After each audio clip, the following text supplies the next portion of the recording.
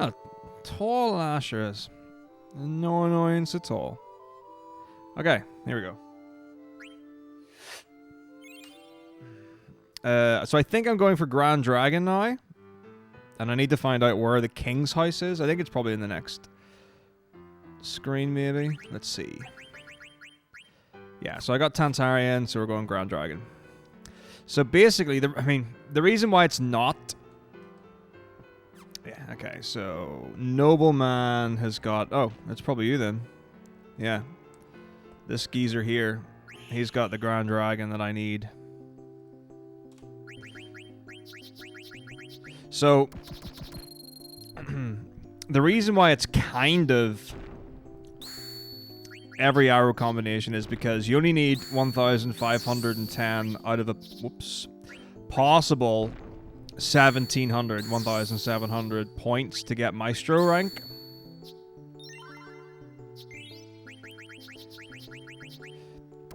And you get the extra 190 points from X cards and A cards. So a P or an M card gives you, I don't know, 10 points or something for a unique card. And then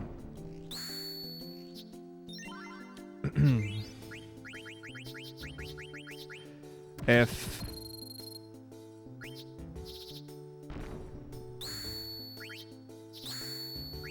it's an X or an A card, you get 1 point for an X and you get 2 points for an A.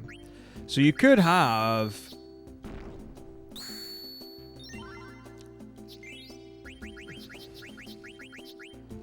a couple of duplicate arrow combinations and still get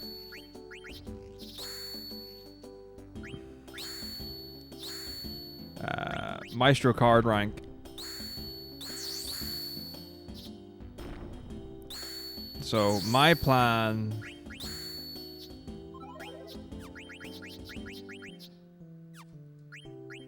is just to get one of each card, then check the arrows. Or see how many points I've got, then check the arrows, and decide whether or not I want to get new copies of some of the cards, or if I want to...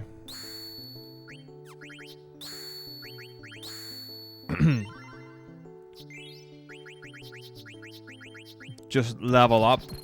Because if I do it and I've got, like, let's say, 1490 or something like that,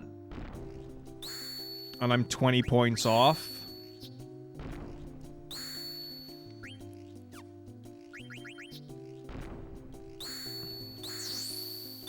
you're talking, that's 4 unique arrow combinations.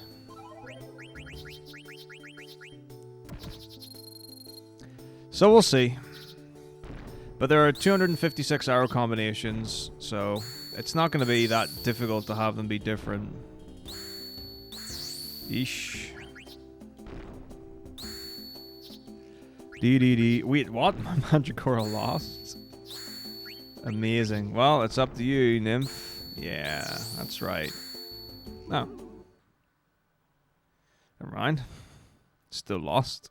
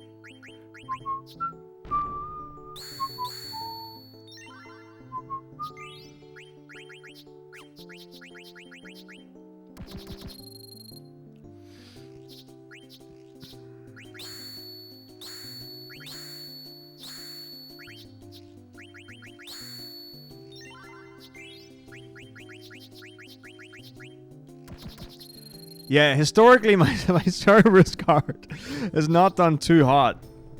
I mean, it's got 0 magic defense, so That could be contributory if it's being attacked by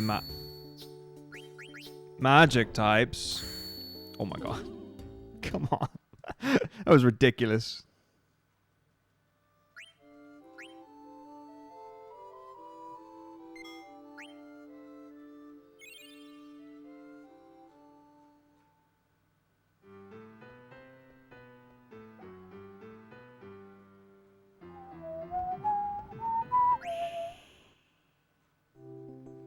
Nah, a bit of fun in it.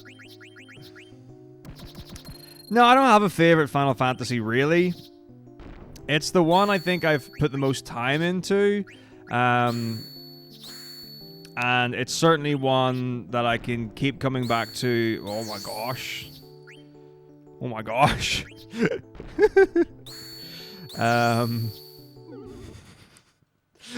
enjoy.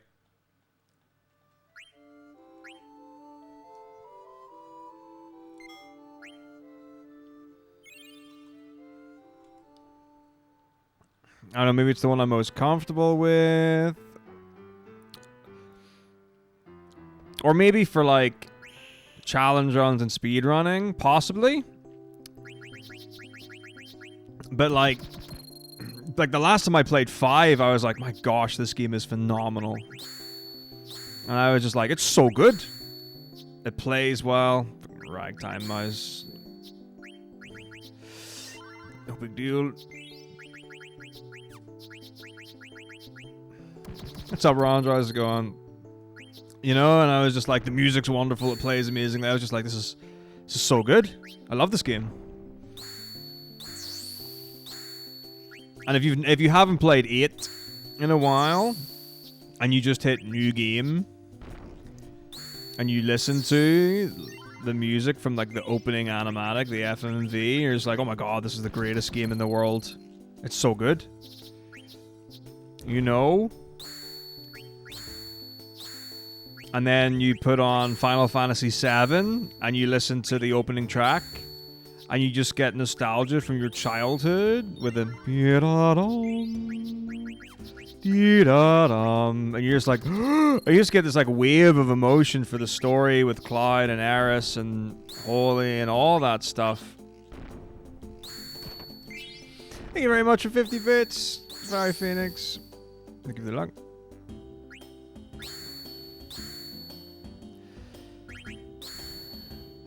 So, there are things that hit you in different ways from different games and different parts.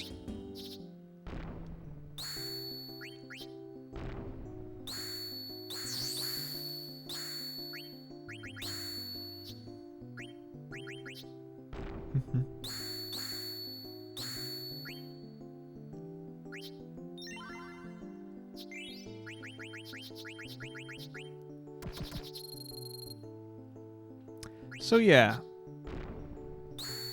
one that I like a lot, and definitely, like, I could play this. I mean, like, I play this every day for over a year, if not like you know, at least or about a year, and didn't get tired of it.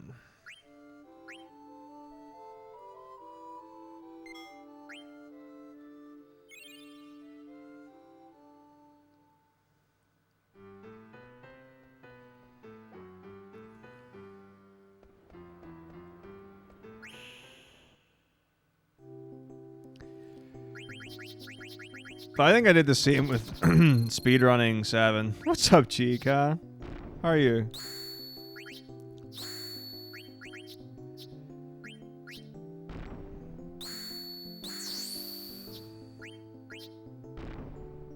When's the marathon being rescheduled to?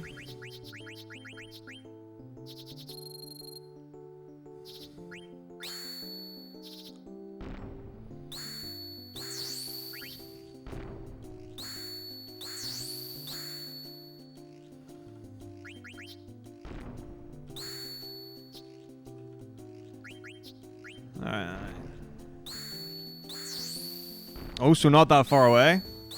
Oh my goodness. Oh my goodness. So you're still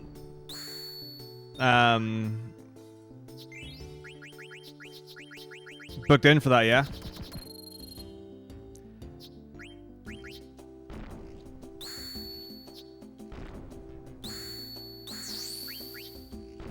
So is it, I don't remember, is it your first, like, full marathon, or is it just the first time doing this one?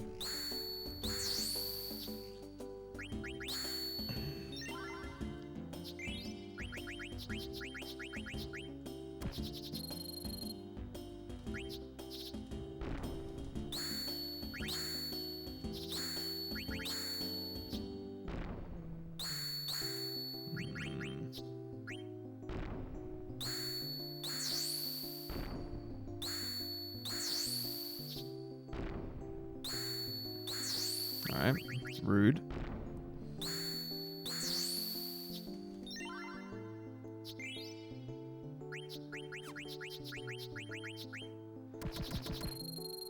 The virtual Faradays. Very, very cool. You know, I had a conversation with someone a couple of days ago, GCA, that really upset me. And it was about Yu-Gi-Oh!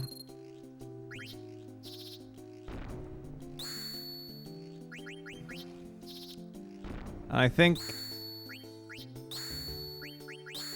the person alluded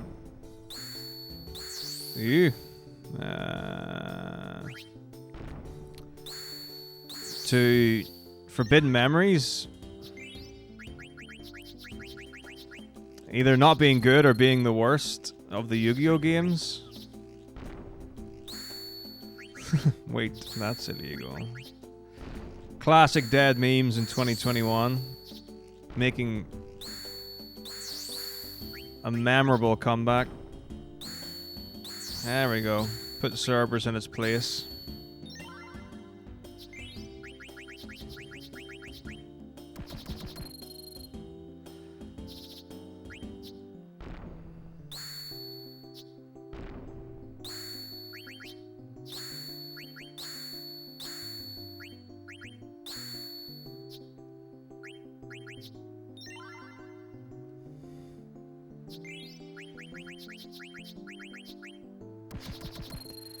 Cerberus and Luz. What's the difference between these two images? They're the same. So Kaiser has gone. Oh, I know that, but we were talking even about speedrunning as well. I think people were like, I think someone had asked if when I was going to speedrun Yu-Gi-Oh! Oh, wait, I know why we were talking about Yu-Gi-Oh! I was showing my deck on stream. I think it was, so... Or maybe it was a separate conversation, but I definitely showed my deck on stream and we were talking about TCG.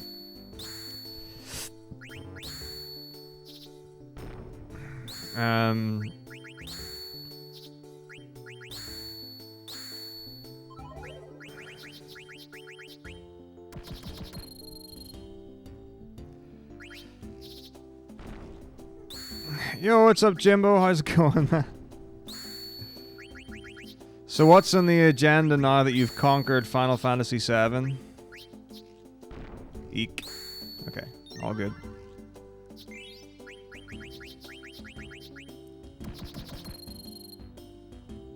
I'm sorry to hear you've got a headache. I almost had a headache today. I think I managed to fend it off with willpower alone.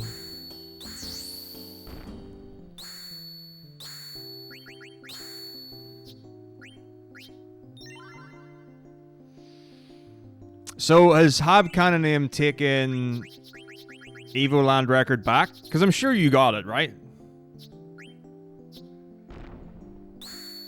I'll be doing 8 randos soon as well. And by soon, that pretty much means October for me now.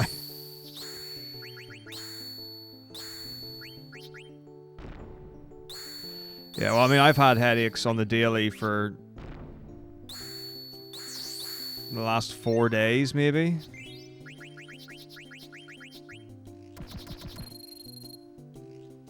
So I've also had a thought. I was thinking this morning, because I was actually awake in the morning. It's grim if you don't know. Oh, okay, okay, okay, okay, okay, okay, okay, okay, okay, okay, okay, okay, okay, okay, okay, okay. Okay. Okay. Okay. Okay. Yes! Grand Dragon, baby. Let's go. It's losing because it's got 0 magic defense. Probably. Or maybe I just wanted to lose. Okay, Feather Circle's next up. Indeed, Unitax. There you go. Second half's third. Oh, okay. Who's got record?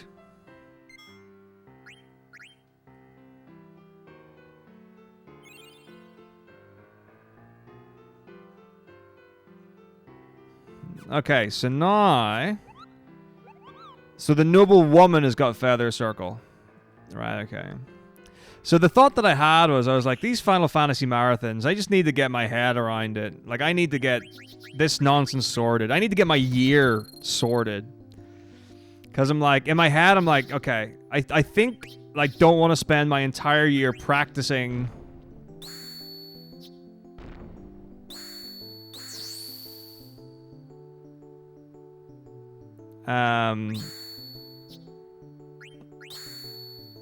just multiple speedruns for like one 5-day thing or whatever. Alright, no worries, Lashers. I hope you feel better immediately. Good luck. So in my head, I was like, alright, well, let's try and organize your soul. And I'm thinking to myself, okay, well, what about... So I know I want to do 3 events a year. That's something I feel like I'm committed to and I genuinely want to do. And then I'm thinking, well, all these events have got like a summer event and a winter event. And basically I'm just doing an Easter one as well. And the reason for doing side games now is just because I've done 1 to 15 for like 3 years now. And I actually, you know, I've now done it full stop. Like, the thing has been done. So, like, I had no reason not to do it previously because I'd spent all the time working towards all 15.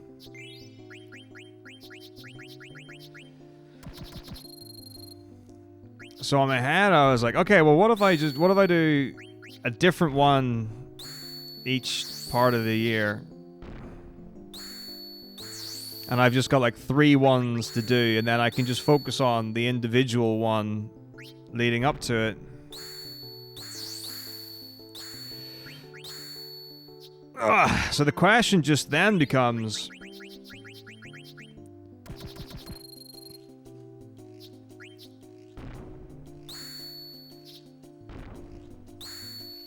what to do for each one. So what I'm thinking right now is something along the lines of doing New Year's or Christmas, New Year's doing 1 to 15, Easter doing side games, and then summer doing some sort of like all bosses marathon. Like kind of like FF Fiesta kind of thing, where I would speedrun the stuff, or at least play them quickly. His Cerberus is trash tier. Yeah, all boss deals is on the docket. No. I think that could be a pretty cool trilogy.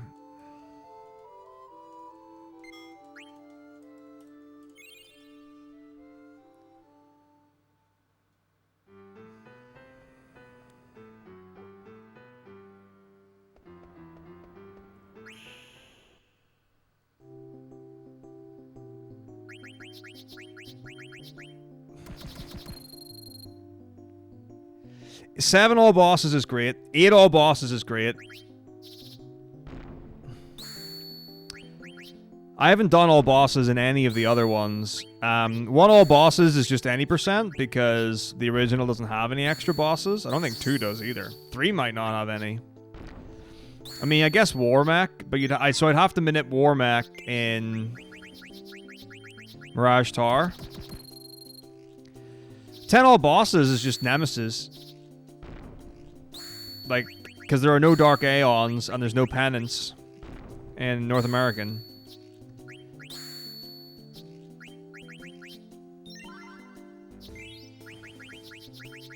See, you all think I play in the original versions because I like them the best, and that's what I always say.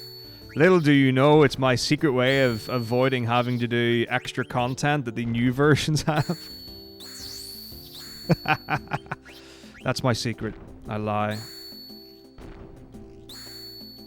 I do actually like the original versions the best for the reason that I state, though.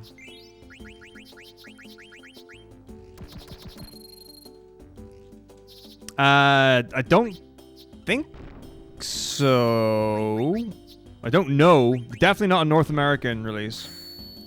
The problem, so Penance isn't like an exciting run to do because you do like all the things for Nemesis. And basically, it's just quick hit. That's all you do is you make yourself invincible and you quick hit until he kills you, and then. So it's basically just spamming Hyper Mighty G and quick hit. I mean, it's the same as Nemesis, actually. But that's basically what it is. So you have to like get enough stats so that you're fast enough to win. Well, you wouldn't do Zanmato in the PS2 version. Zanmato got buffed heavily in the PC release.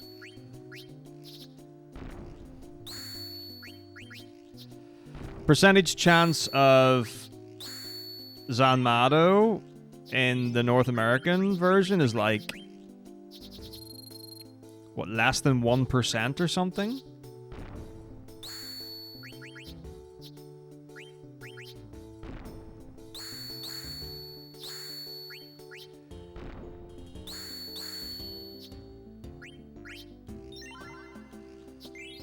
Well, the other thing I could do is for like the summer one. The summer one is where I can afford to kind of go out and do some more wacky things because I'm off for 6 weeks from school.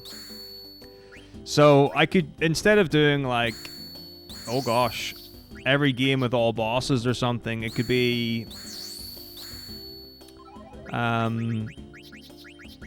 like every run is a challenge run of some sort. You know, so it could be like FF1 with only white mages and FF2 with, I don't know.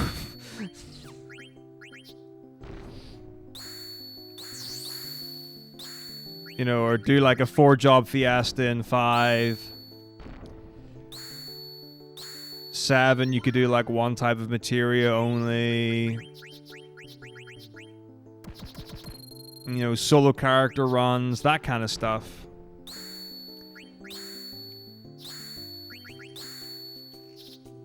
I have some variation, but the idea would be that I think it would be cool in the summer one to do like every game. Yeah, pick my worst card to loot. Why don't you? Because I think it wouldn't take, like, you're talking 2 weeks. Which is totally fine. I mean, like, yeah, FF9 solo character week has been on my to-do list or my want-to-do list for a long time. But I want to actually do a proper speedrun of each character. And unfortunately, I don't have a route for a number of the characters.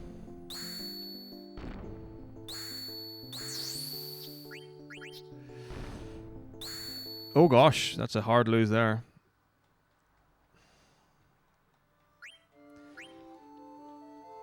Like, I've only got like 4 maybe. or 5, 4 or 5 of the characters. I know I don't have Vivi, Quina, Amaranth. That might be it. That might be the 3. And I know that Mizu's done some stuff with Quina, and he's got a Vivi route. I don't know how finalized it is.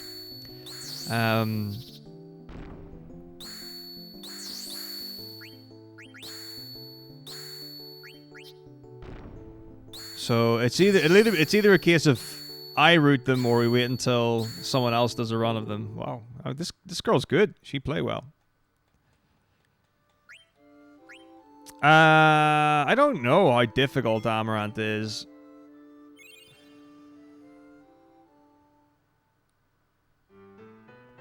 Yeah, so for optional characters, you have to get them at the earliest possible time. So if you were doing solo Yuffie and FF7, like you couldn't just play through the entire game, get to the end, and then pick up Yuffie and solo Yuffie through North Crater, for example. Or you could even do like for like Final 3. Nah, Quina you get in Disc 1. But the thing is, like, the world map has got really good blue magic for Quina at the start.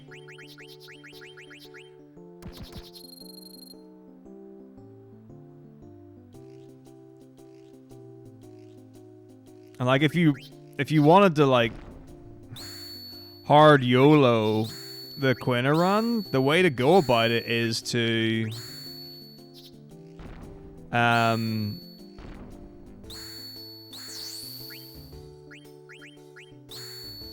know, you get Limit Glove. The hardest thing is getting Quina to 1 health. No, and by hardest I mean almost impossible. That's the thing. So there are a couple of ways you can go about it. It's tricky because of the rule set. So the rules are you're not allowed to take an action with your solo character unless all the other characters are dead. The other characters in battle are only allowed to suicide. So the disingenuous way of doing it would be getting into fights, running away, hoping that Quina gets killed, and then saving and then rezzing Quina to 1 hit point. Because you get between like 1 and 10 or whatever from a Phoenix down. But like you're intentionally letting Quina die to manipulate the hit points for it, which is not really in the spirit of the run. Then you would do Grand Dragons, and it would be a case of Coral Ring. So you would. The problem is, let's see, how would you even get it to work? Because you would have to get Limit Glove, but then Coral Ring would make you absorb lightning. So you would maybe have to have.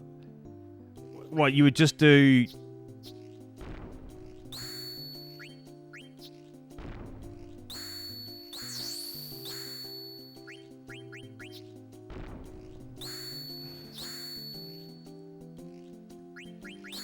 I don't even know. I'd have to get my head around how you would beat the Grand Dragon, because you need to do 2 attacks. I don't think a normal attack after doing Limit Glove would kill with Quina. I don't remember how much health they have. But it's definitely more than 1.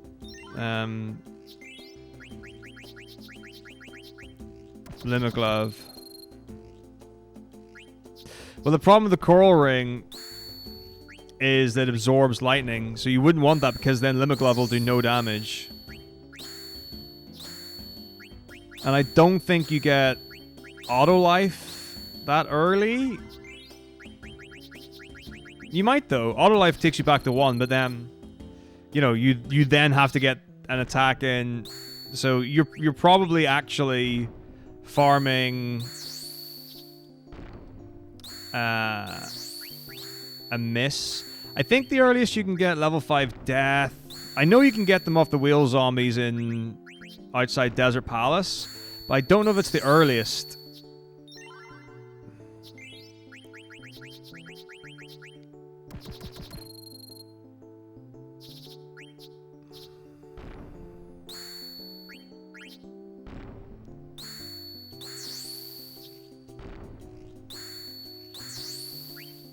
Oh yeah, dragon zombies. But yeah, so it might still be worth it at that point. But again, I mean, you're farming.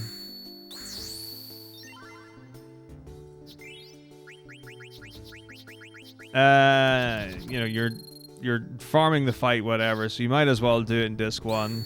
The card I'm looking for, Fumf is Feather Circle. So technically, there are no rare cards in Final Fantasy IX. It's a bit of a nonsense because they're basically like there are rarer creatures or more powerful creatures or whatever you want to phrase it that get used less often. So like your enemies are more likely to use fangs and zombies and flans and stuff like that than they are to use the power cards. But Feather Circle is the card that I'm looking for.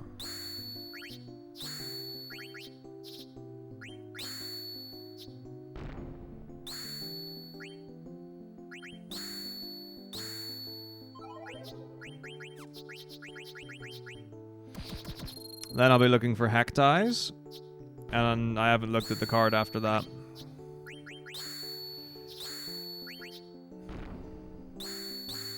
So that's kind of the way you would go about, like, or like if you wanted to, that would be a way to get levels for Quina early.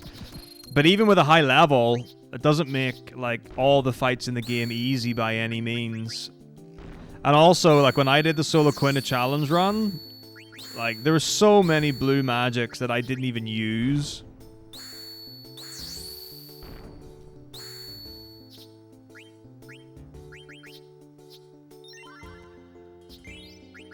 You know, that seem useful, like Vanish, can't be hit by a physical attack. Seems pretty powerful, right?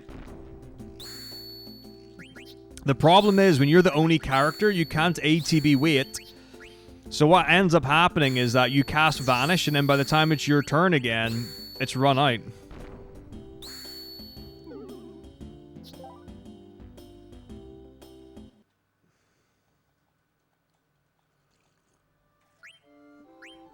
It might not be a bad strat for PC, or for like the one to speed up. Much quicker to level. But either way, that's hard to tell. Because the thing is, it's like you could farm Grand Dragons for ages and not get anywhere, and not farm Grand Dragons and be able to like gradually advance the game. Because Quinn is pretty decent actually, and does some good damage. I experimented with Frog Drop. By the end of my run, like the solo Quina run that I did, Frog Drop was only doing like 3,000 damage. Which is... It's okay as a consistent amount, but when I used Twister, Twister's got percentile damage. And... You know, at maximum it was doing 9,999, and at minimum it was doing like maybe 1,000. I think 1,000. I don't think it did any less than 1,000. So on average, like I ended up using Twister a lot more. So it probably would have been better to not invest any amount of time in Frog Drop.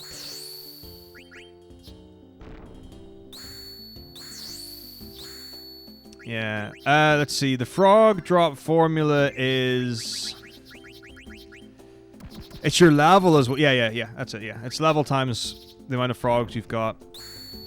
And the thing is, it's not like... Because it's really easy to think that the damage maxes out when you get, like, 99 frogs. Because 99 frogs is how much you need to get the Quail fight. But you can still keep farming frogs after you fight Quail. And you can get more than 100 frogs.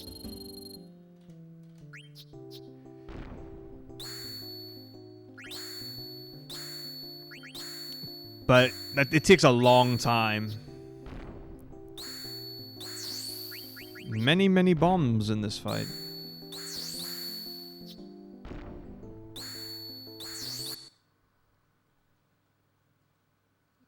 Doing well, Ratcher, how are you?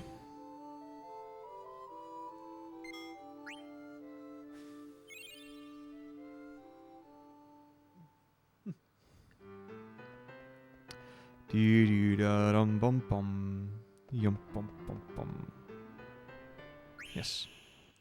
I wish to play you, noble woman.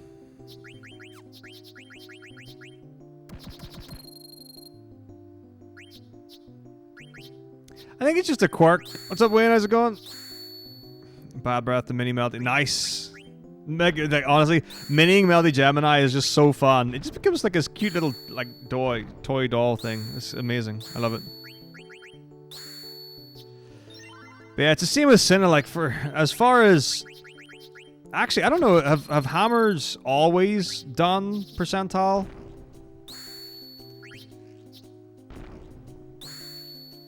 I don't know actually.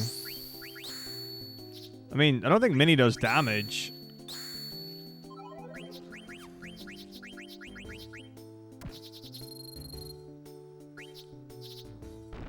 I just remember in the solo Quina run miniing Melty for like that was the strat.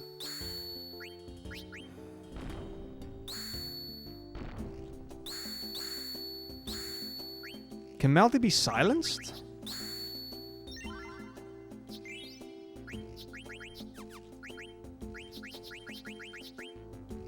Or is it just Mini that happens? God, I do not remember. It was a long time ago.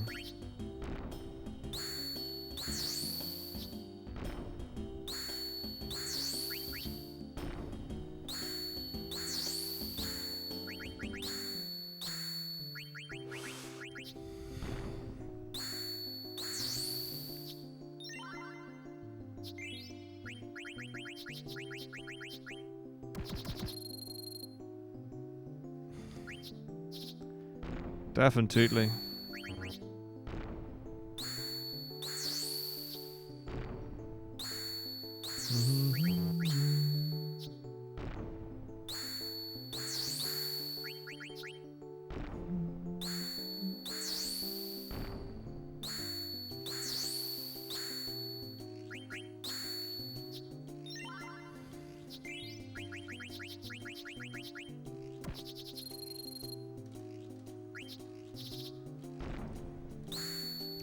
Level 1 Ozma's fun, and like there are plenty of guides out there for doing level 1 Ozma.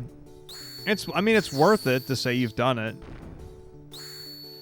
Like to have there. Oh.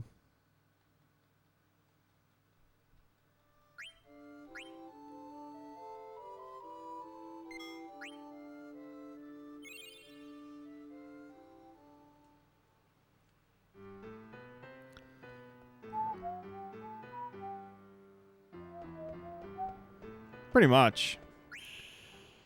That's the beauty of FF9. There's like a way to do everything. I guess that's one of the really nice things about it.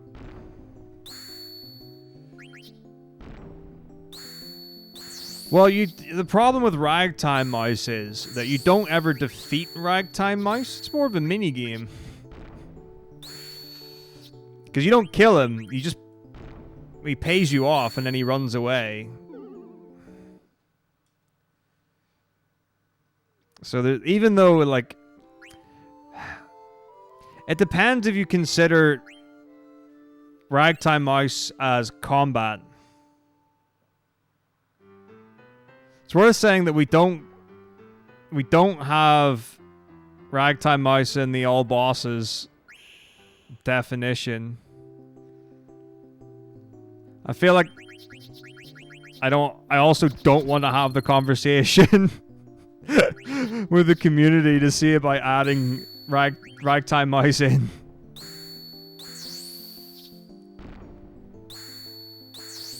I don't even think Ragtime Mouse came up as a possibility. I'm sure it did though, like the discussion on it was extensive.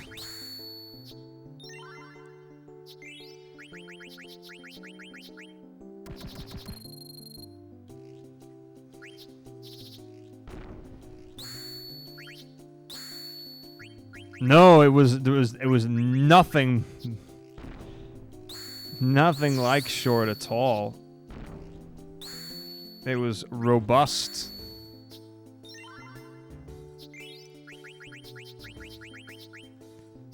Which is great, because it's exactly what it should be. None of this flitzy, wishy-washy. Here's what I think. Okay.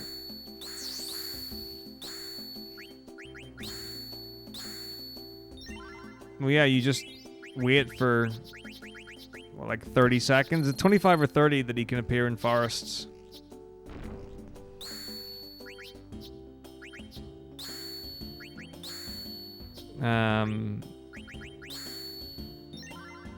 And then you just run around the forest until he appears. Like, I feel like anytime the game's been on for more than 20 seconds and you go into a forest, it's almost always Ragtime Mouse that is the first thing to appear rather than an enemy.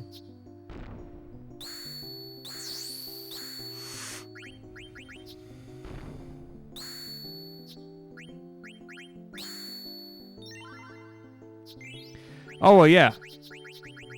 Like, that would be the strat, because Ragtime Mouse not affected by threat level.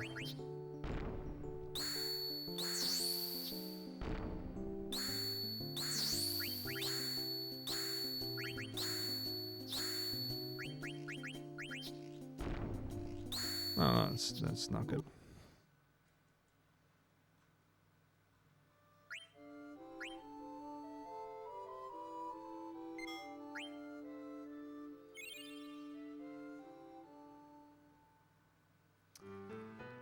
Yeah, I Google the answers, but I have a more sophisticated version of Google, which is called DMing Mizzo.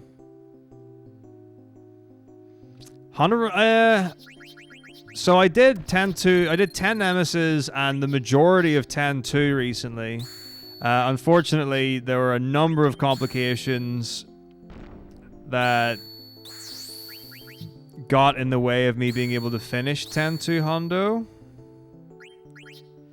So I will be doing it.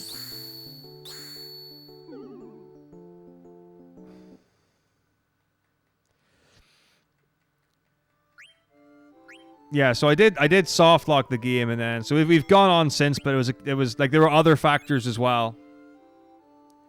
I don't remember what they were now because it was a couple of weeks ago. I imagine some of it involved going home. Oh, wait, I know what it was. What's up, Durrani? How's it going? I can say now. So the ESA pre-show, where I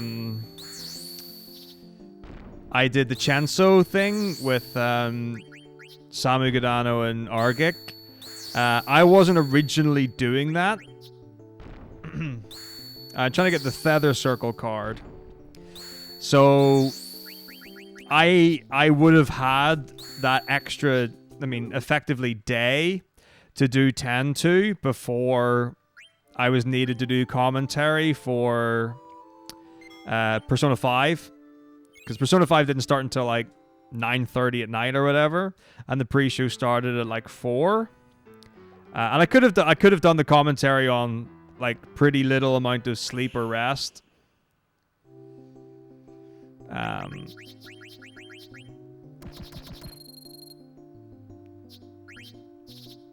But there was no way I was going to put on like a performance with that. That was the reason why.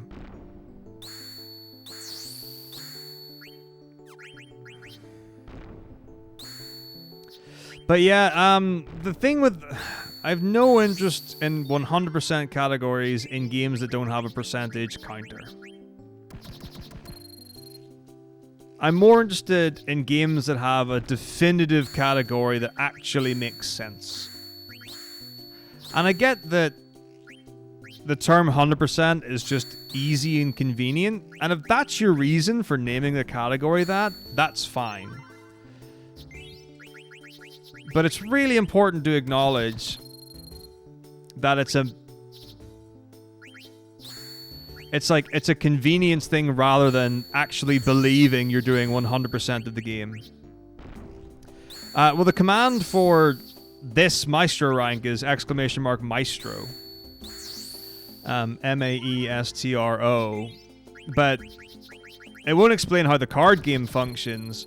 The challenge is to get 1,510 points, which will give me the card rank of Maestro. In order to do that, I have to do a combination of getting unique cards, unique arrow combinations of cards, and leveling up cards from P and M to X or A rank. So you get 10 points per unique card, 5 points for unique arrow combination. You get 1 point per X card, and you get 2 points per A card. So any combination of those that adds up to 1,510 points will get me the Maestro card rank. The way the card game works, I don't know how efficient I can be at the definition of it. So, let's see how quickly I can get this done while still playing, and hopefully winning.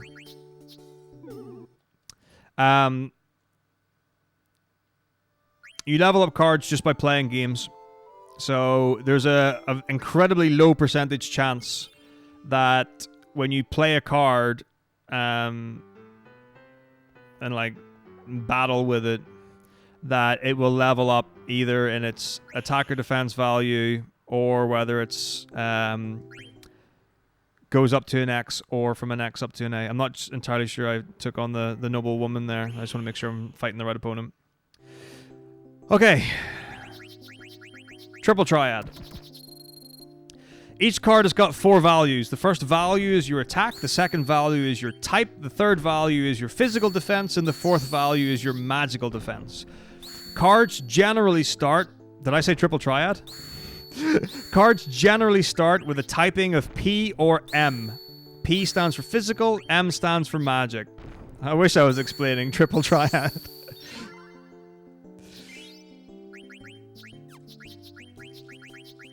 Triple Triad... No, fuck, I said it again.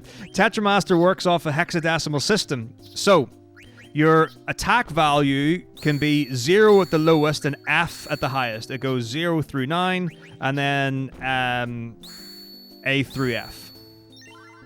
Same for your physical defense and your magical defense. An X-type card will attack the enemy's weakest defense value, even if you're not, like, strong against their type. So, a physical card attacks physical defense, a magical card attacks magical defense. An X card just takes the lowest of the two and attacks that. So it ignores typing. An A card attacks the lowest value on the enemy card. So let's say you've got an enemy card that's got 0 attack and 5 defense, physical and magical. If you've got an A card, it will attack their attack value. So an X card is very good because it takes their lowest defense, and an A card is even better because it just takes their lowest anything.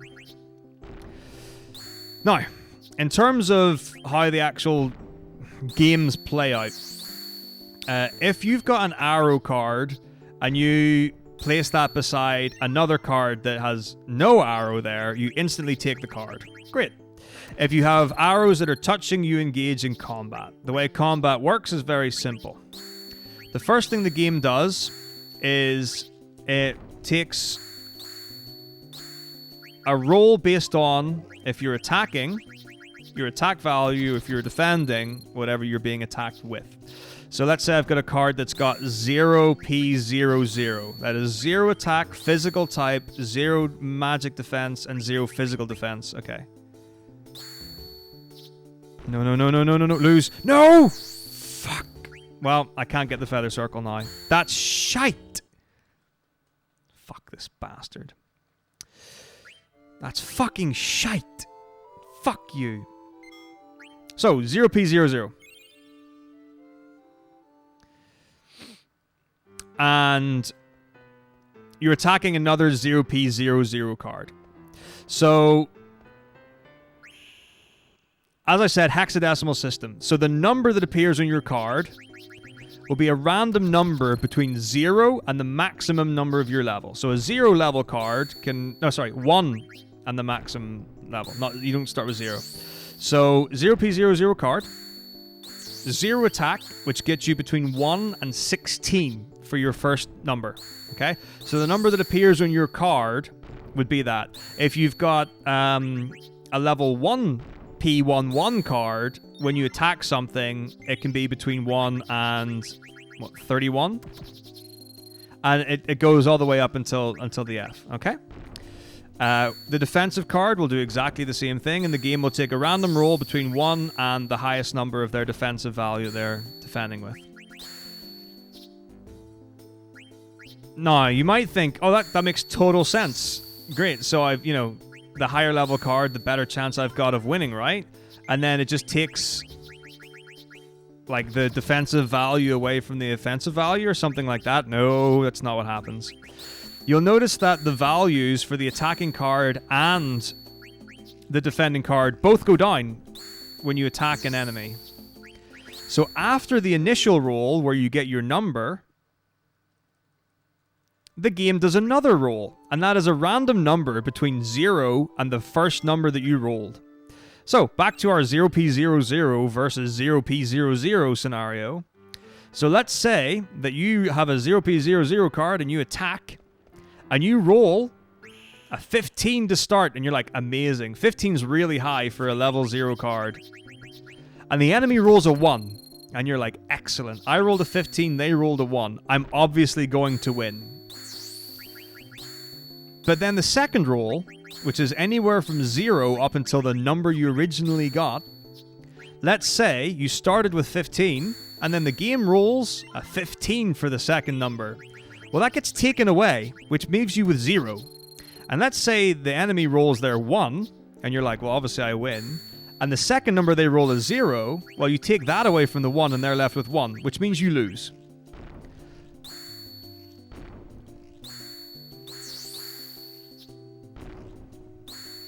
So,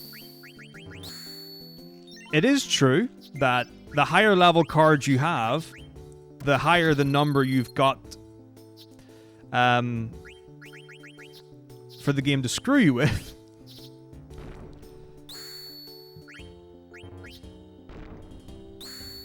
But it is also true that no matter what card you play, if you attack another card, either one can win or lose every single time. So like my 3/8/2/0 Cerberus card looks pretty beefy because it's an A card and it's got a 3 attack and it attacks the lowest value, but it's also got 0 magic defense, and that zombie's got 0 magic attack. So it lost that, even though it's got some, okay numbers. Still loses.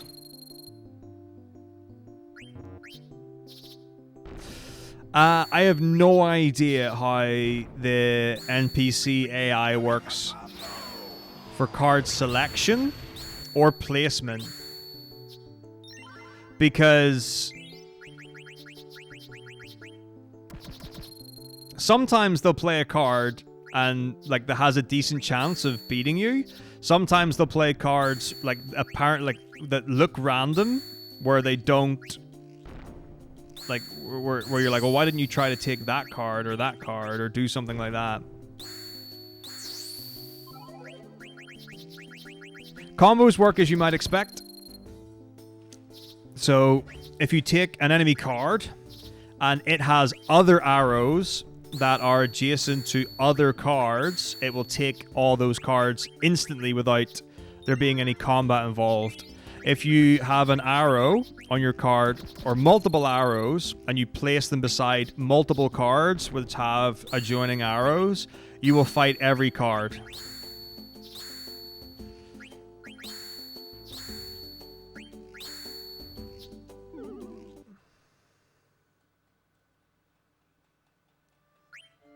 Welcome to Final Fantasy IX. Sonic, thank you for 16 months. How are you doing?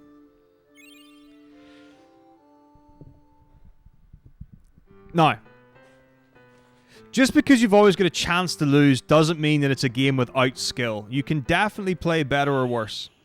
But there is one thing, this is really important, because you'll see there is a mandatory section of this game where you have to play 3 card games, well, at least 3 card games against 3 different opponents at the beginning of Disc 3. And sometimes runners get, like, flamed pretty hard by viewers on their card choices or placement.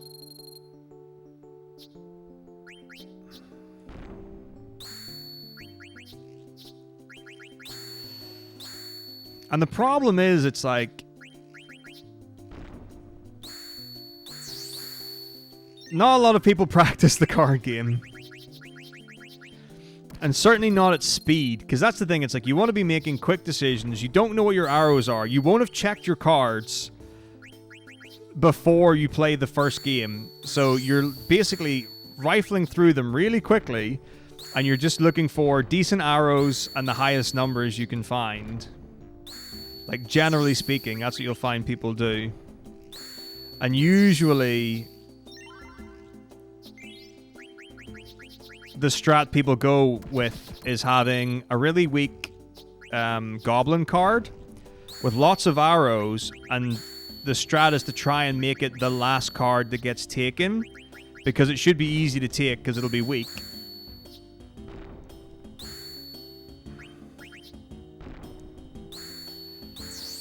And it's a good strat. I'll show how that works here. So I'll take this goblin, and then I want to have powerful cards that they'll be able to take. I'll just use the same ones I have been using. Alright, so I want to have as many arrows out as possible. Now, the key is I want to go second is best. First is worst. Because I want to take the goblin as the final move if possible. Okay, so now what I want to start doing is blocking arrows, trying to give myself a chance to take it last. So I've got up, down, down, left. So I can take 2 with I can take 3 with this. So if I block down right. Okay, so now there are 2 places left where you can take the goblin and it will combo, which is up. Oh, well, it's down left and it's up. So now what I'm going to do is try and encourage the enemy to take from here or here by taking from here. Okay, so that's bad. I don't want that to happen. So now what I'm going to do is I'm going to leave this slot and this slot free. It doesn't matter what I do elsewise. Okay, this is good. So now what happens is this goblin belongs to the enemy. So I'm not going to try and take it. If I take it, it will take the Antlion card and it'll take the Sahagin. If the other cards that it's touching with its arrows, the Bomb and the Ironite, so this one and this one were also red, and I win this, it takes them. So I'm currently blue 5 in the bottom left. Red is the enemy score. So if I win this, boom, I go up to 9-0, and then he plays a card, doesn't take me, 9-1, and I win. That's the usual strat you'll see people running any percent do. Oh, for God's sake, that bloody Mandragora is now ruining my card placement. I have no idea how long this is going to take. I gave myself a week to do it, but then I didn't get the week to do it because some medical factors got in the way last week. So we're dipping in as much as we can now to try and get through it. It shouldn't take that long. That's the thing, though. So I'm going to reset so that Mandragora is not in that slot because it's annoying.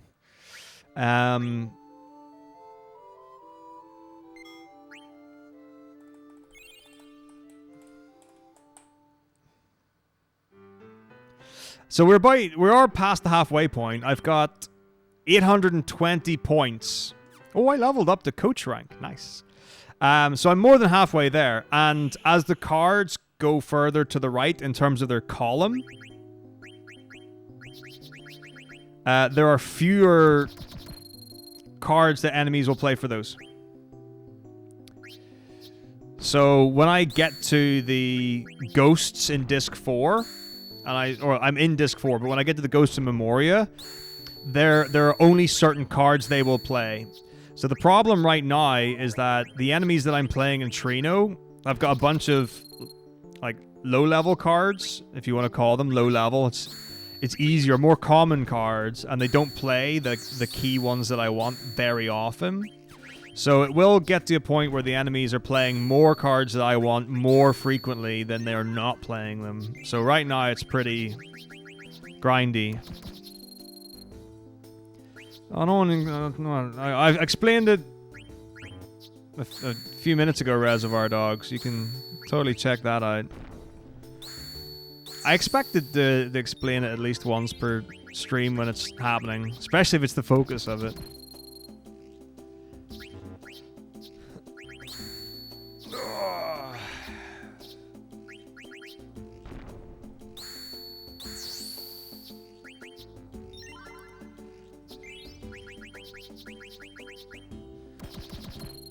So, like, I'm not even, like, trying to play well or anything. I'm just throwing down cards in a fast way. And because I've got X and A cards and I've got okay numbers, generally speaking, I'm going to be winning.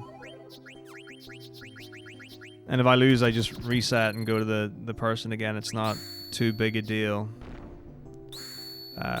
There will come a point later when I probably need to start playing well.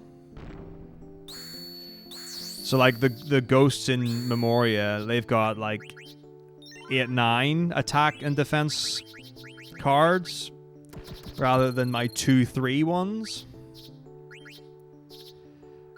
And they'll definitely have X's and A's, for sure. Ugh, that was lame. Well, I can't win this.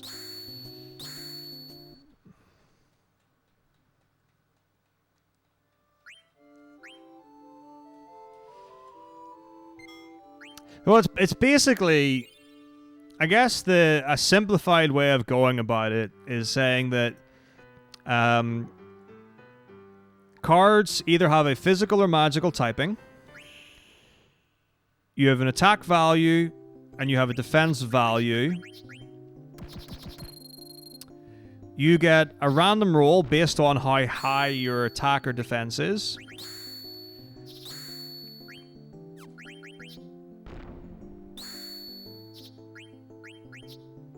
Then the game gives you a random number, and whoever has the highest number at the end of the fight wins. I don't know, something like that. But that's not all.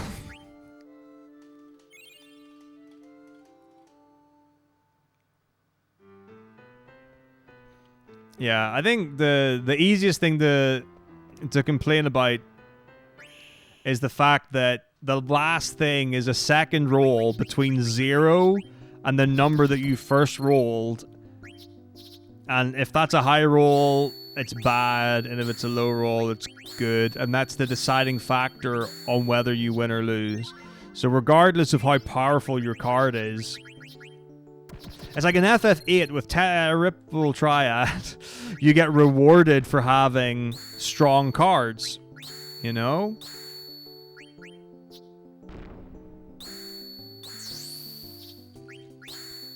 Like, if you play a 9, so like in Triple Triad, each card has got 4 numbers representing left, right, up, and down. There are no diagonals in Triple Triad. And if you have a level 9, or if you've got a number 9, by the way, the numbers are fixed as well, similarly to the cards here. And you put a 9 beside an 8, you always take the 8. Full stop. If you put an 8 beside an 8, nothing happens. In both of these, if you get a perfect score, you get all cards. Well, the thing is, the type of the card, P physical, M magical, I don't know what X stands for. A doesn't mean A's not the best because of hexadecimal. It stands for assault, and it attacks their lowest value. Oh, sorry. I thought FF8 was based on conventional cards, not hex. So the reason why you've got an A, the A stands for ace, as in... Well, it doesn't... The problem is it technically means it's a 10. But yeah, I think it's because you don't want to have two numbers beside each other.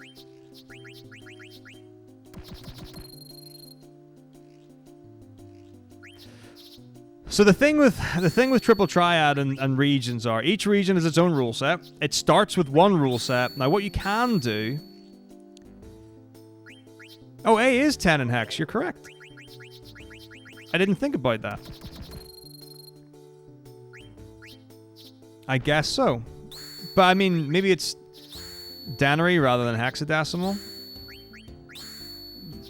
But, anyway. Anyway, but what you can do...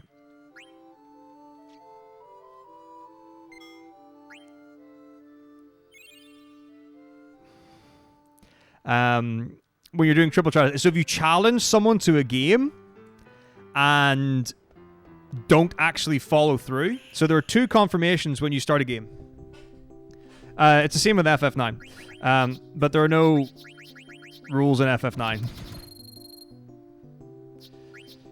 So you challenge them to a game and you say yes, and then you hit play, and that's the point where you're locked in and you choose your cards. But if you challenge them and then go out of it, sometimes they ask to change the rules, and they might ask to add a rule, or they might ask to remove a rule. So if there's a rule like random or one you don't want, if you just keep challenging someone to a card game, eventually you can abolish it. Like, without actually playing them. There's your top tip for Triple Triad.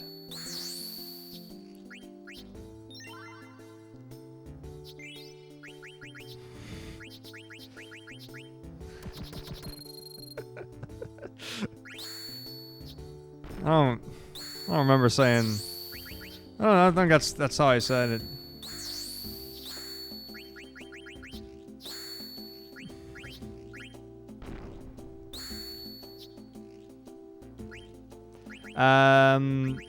The Card Queen, I think, can abolish rules.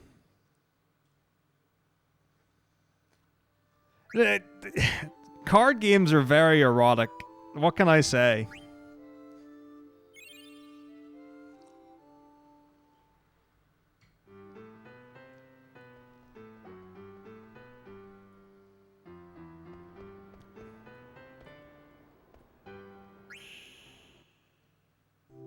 Oh, can she? I thought she could abolish them as well. Oh,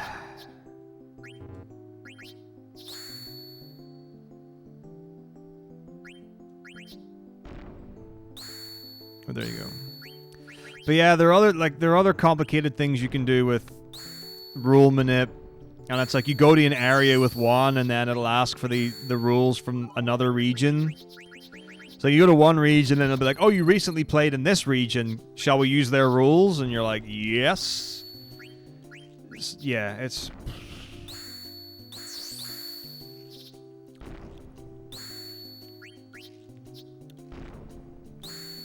But a lot of the rules are pretty manageable in FF8, honestly, for Triple Triad.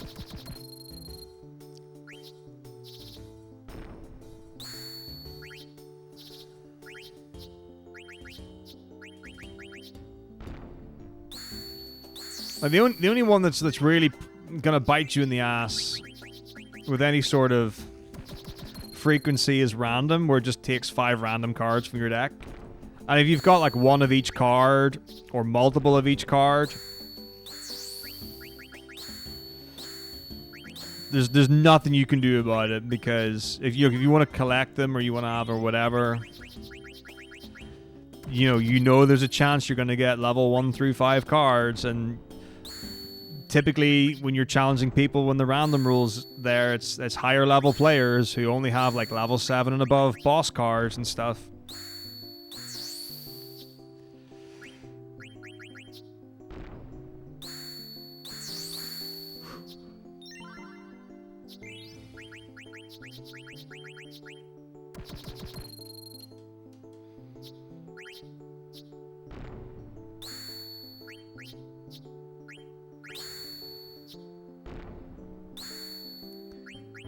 Yep.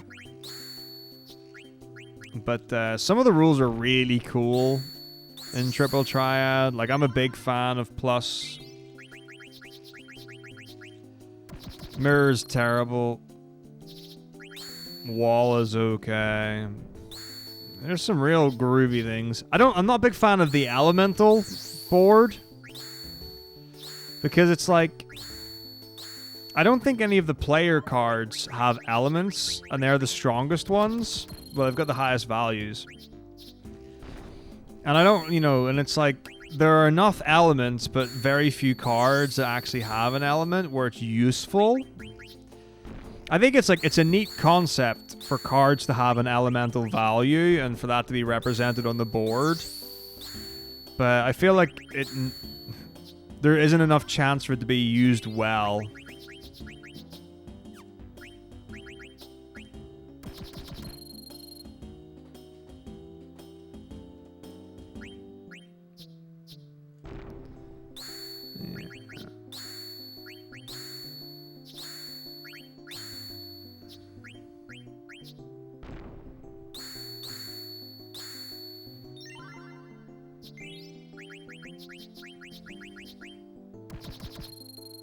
Oh, the Mandies, man. Bloody Mandies.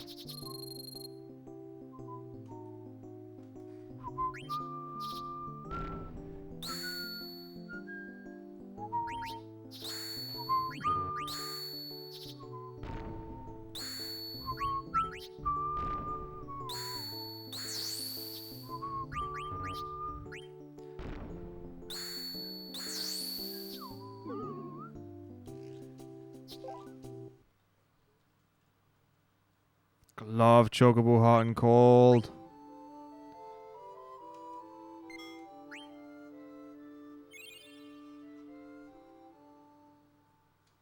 So good.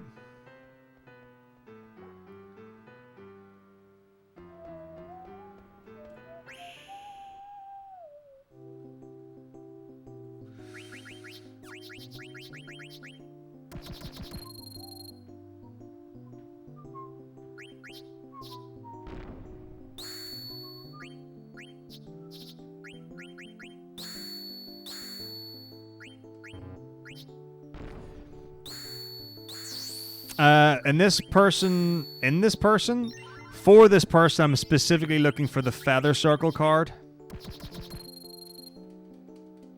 I mean, I could play Chocobo Hot and Cold for hours, and have done. Well, so the thing was, is I took the Feather Circle card, but then I had no option in like where it was and like how things played out. So the enemy, unfortunately, was able to like combo me and take the Feather Circle back. Lordly Robe, I've done it, but I've never like had it as part of a speed run. I don't think.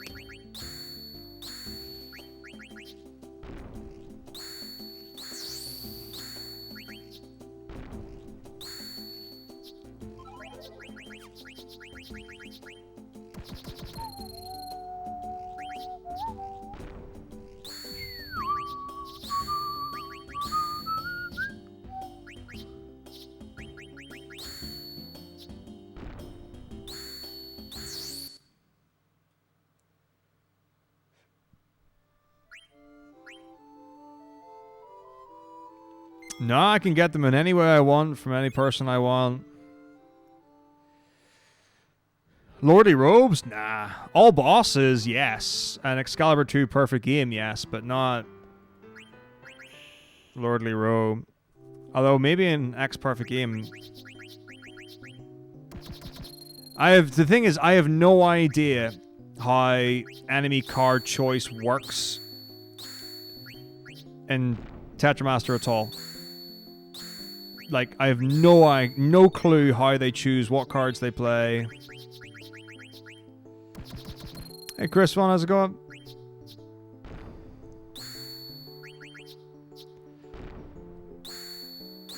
But it was like, yesterday we were going for, you know, whatever ones it was. And like the first 2 or 3 took a bit of time. And like Tantarian was like 3 or 4 games in. It was really quick. The category is getting Maestro card rank. So it requires me to get 1,510 points. Oop.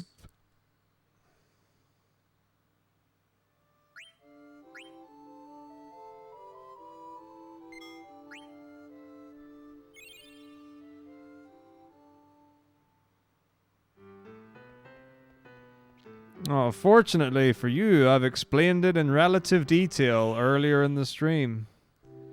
Doesn't want to do it again. It just... I could just keep doing it maybe like on the hour every hour. I just talk through how the game functions. Oh, I don't know if a clip's long enough. I did have a TLDR though.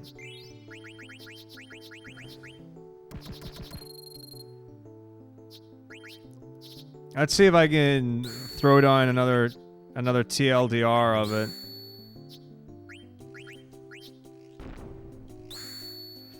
Nah, there are no estimates here. Well, I've got the Maestro command explaining what the category is, but I don't feel like you could explain how cards work in one text post. Every run I do is world record pace. You just do things that other people aren't. The problem, there's too much information to get it into, like, I could do it quickly.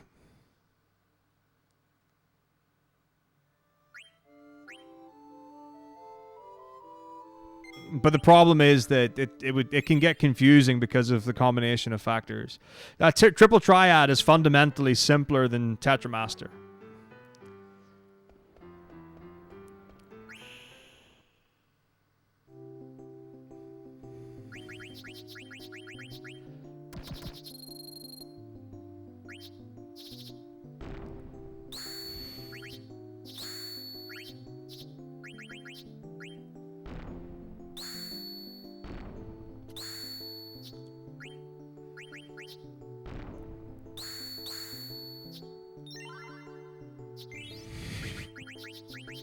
It is. It's more like Monopoly than chess, that's for sure. But the thing is, the actual card game itself is simpler, and then what you have to then do is explain how the rule set modifies it. But the rules in 8 are all pretty easy to explain. So it's like, to explain Triple Triad would be something along the lines of... So, when you play the game, you select 5 cards. Each card has got 4 numbers. And the numbers represent the top, bottom, left, and right sides of the card. When you place your card beside another card, the 2 sides that face... get into combat.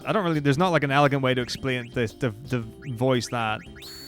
If the number value that you place is higher than the adjacent number of the enemy's card, you take that enemy's card. Whoever has the most cards at the end of the battle wins. Something like that.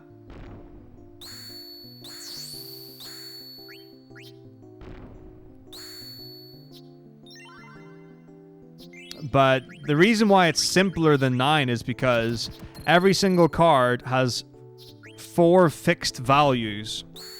And as long as the card that you place has a higher number on the side than the enemies, you always take their card. Like that's the basis of it. I mean, the other thing with Triple Triad as well is that Triple Triad is played on a 3x3 grid. So you will only ever play up to... Oh, I don't know how many cards you play, actually. Is it 4? Do you play all 5? One plays 5, one plays 4? Yeah. So one of you will play 5, one of you will play 4. Whereas in Tetramaster, you'll see that it's played on a 4x4 grid. And there are some stone blocks in the way where you cannot place cards. And both players always play their full 5 cards.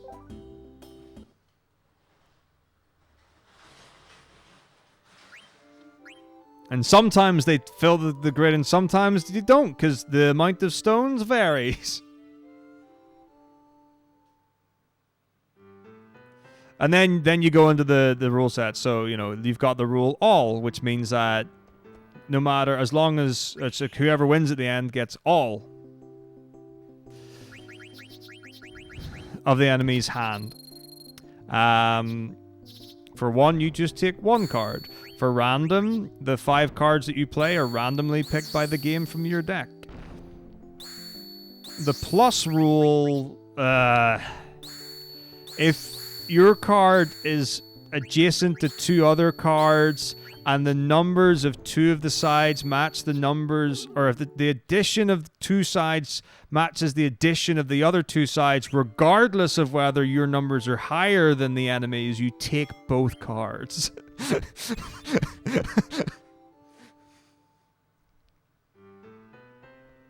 This can also have a knock-on effect to others. It can get pretty complicated though. Yeah, when you get into combos, like Triple Triad can get pretty advanced. Like that's the thing. It can get tricky at that, you know, once you start going into that. That's where the game gets exciting. FF9 just starts exciting. But like the base game of Triple Triad, pretty simple. The base game is pretty simple. And the fact that you can abolish rules and add rules means that even if it's not simple, you can force it to be simple. Yikes.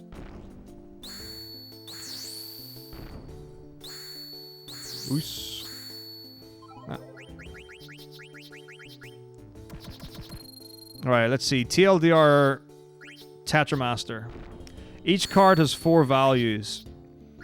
Attack, type, physical defense, magical defense. When you have an arrow, of which there are 8 potential arrows on each card, that touches an enemy's card that also has an arrow, you engage in combat. The game rolls a number between 1 and the highest number possible for the level of your card, which is hexadecimal, so 15 per number. The enemy rolls a defense roll based on your typing.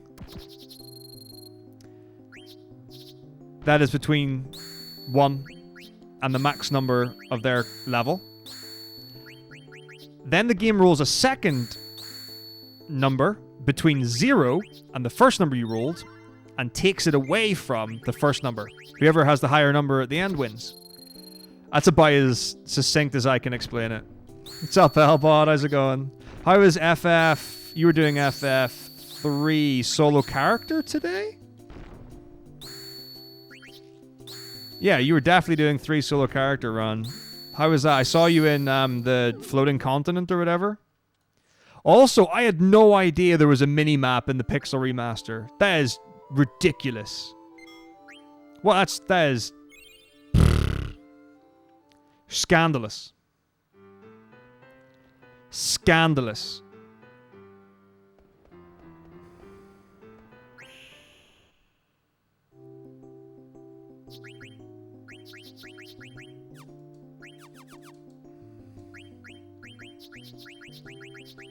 Like, that island, that floating continent is so hard to navigate normally. With a mini-map that shows you where the islands are, it's just farcical. I was devastated. Because, like, in the original, like, if you don't know where you're going and you don't know how to navigate it, it's like trying to find Ultimate Weapon in FF7. Where you just fly at a slight angle across the map until you find it. Like, that's the strat. Like, when you first get to there in FF3, you're like, okay, I'll go left for a bunch. And then you don't find anything, and it takes you back to the other map, and you're like, okay. And then you go down, and it takes you nowhere, and you're like, okay. So then you go...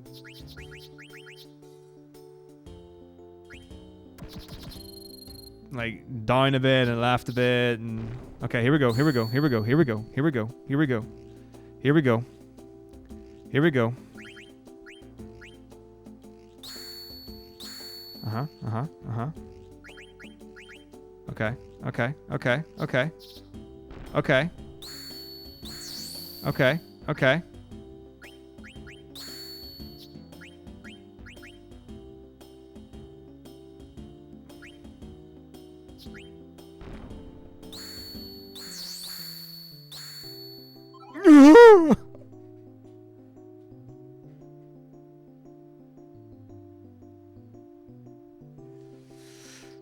I spent the whole match trying to block the feather circle.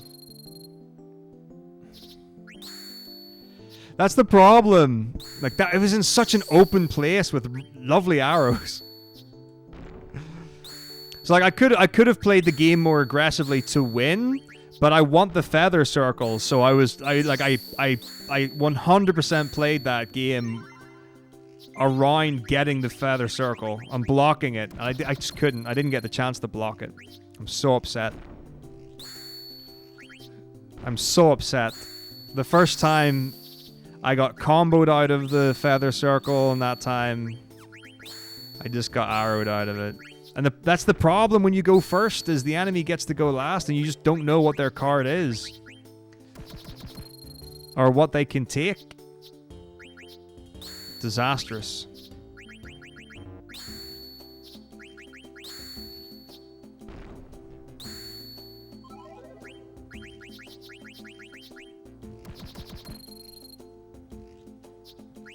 Doo-dee-dum. Yum. Dum.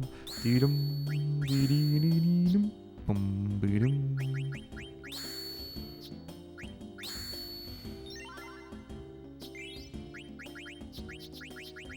They are. I mean, I don't have to do a lot of thinking for most of them. It's only when the feather circle comes out to play, that's when the brain turns on.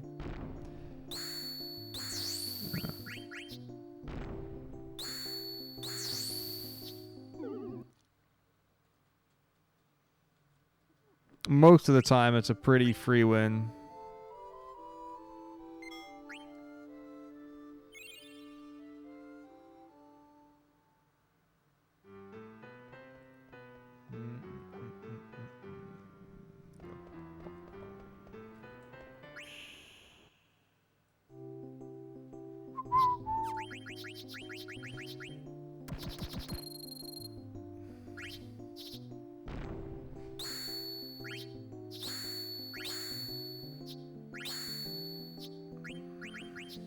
The other, like, worst thing would be if the enemy played the feather circle as the last card and they went second. That would break my heart. I don't know if I'd be able to handle that emotionally.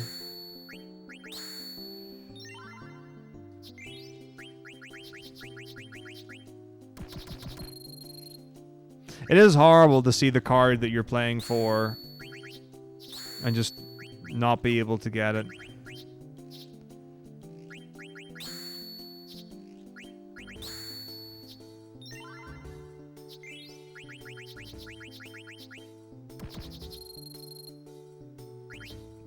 Some of them don't show up that often.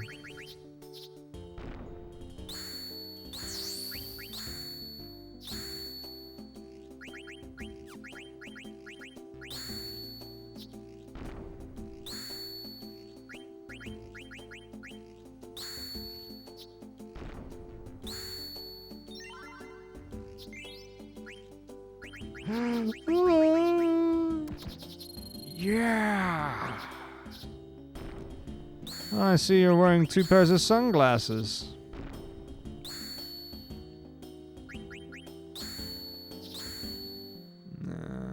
Okay, rude, whatever.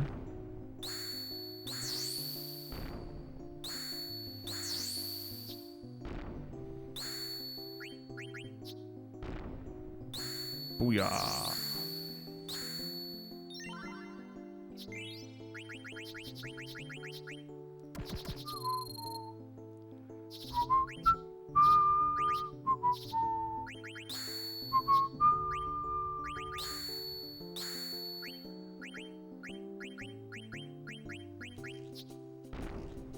Oh, whatever.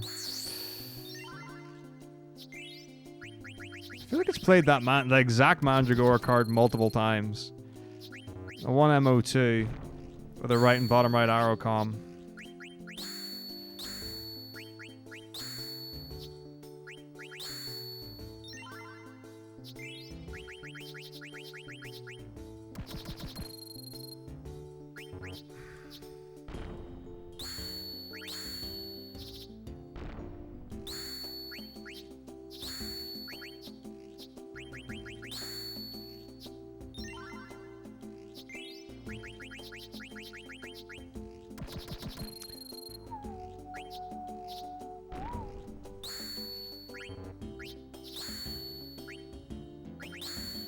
Nice.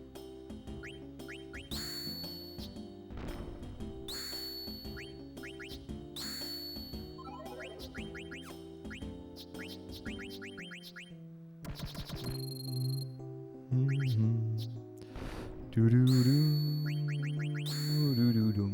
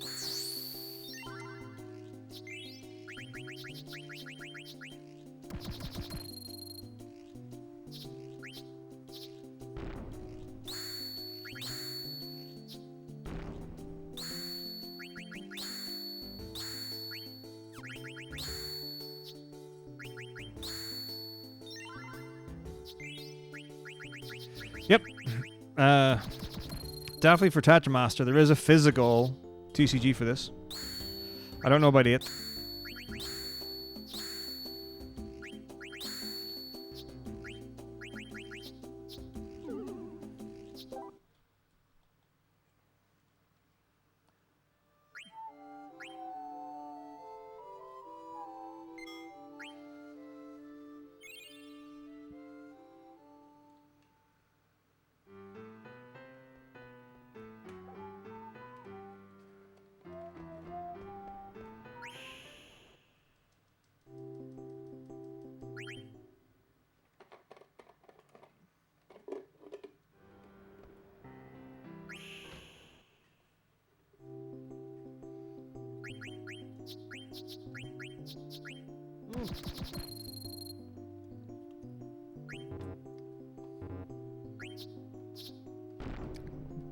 Oh, Fanta every time.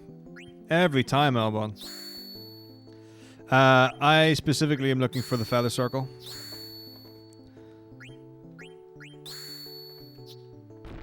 And that's what she can do for me.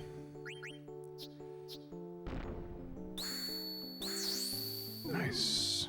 Not nice.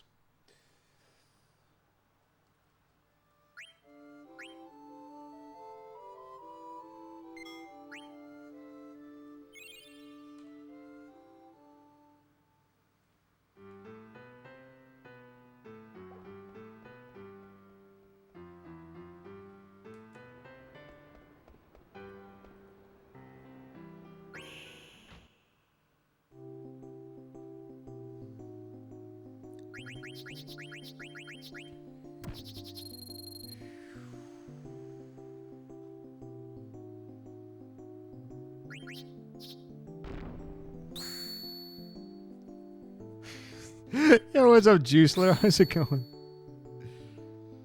I mean, Earl Grey is delicious.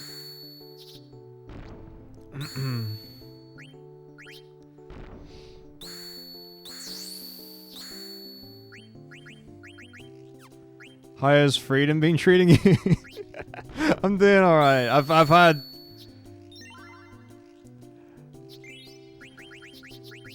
a pretty tough, I guess, couple of months with school. So I'm a teacher, in case you don't know. So I mean, I have no expectation why you would know. High school level in the UK. It's been a tough year in education. And then I've just been like struggling out of that afterwards.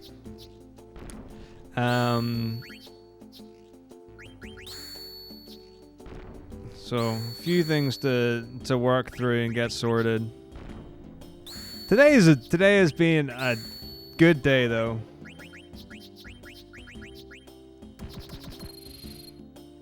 So I'll take that. And I've got a doctor's appointment in like 3.5 hours. So hopefully they'll be able to help me with some stuff.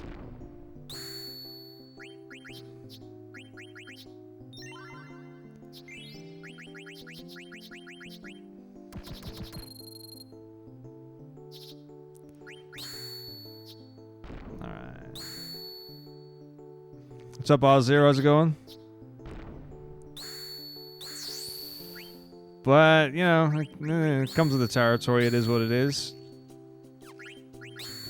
But yeah, for whatever reason,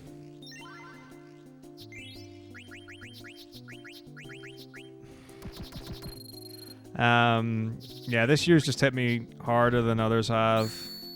And then I've kind of been like just opening up about more stuff because like I'm a very reserved person and I don't like talk about me. I'll talk about things that I do, you know, and experiences that I've had, but I don't really talk about me, the person. And that's not even like a stream thing, and I don't hide anything. Like I'll share anything with anyone. I don't keep secrets. We had a thing where we were doing, we had sexual health training,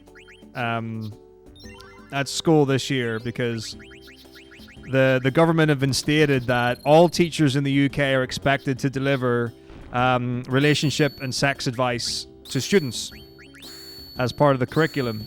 And I've been doing that anyway. As part of my role, I'd already done training on sex education and stuff. I mean, obviously they've seen my vast catalog of successes and thought, this guy knows what he's doing. In fact, I was just saying excessive literature to go through and PowerPoints and stuff.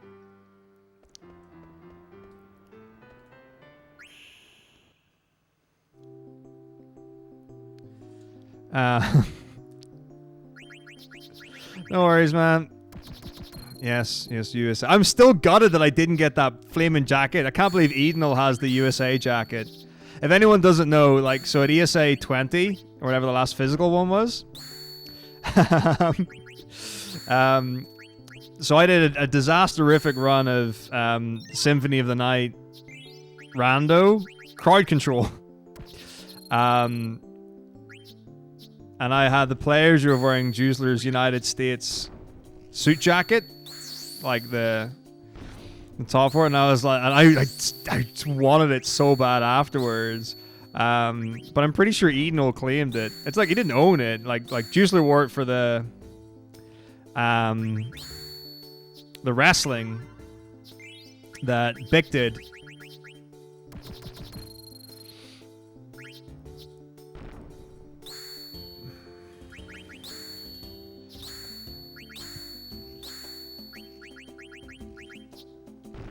But yeah, I'm pretty sure Edenal has the suit now. It was, it's beautiful.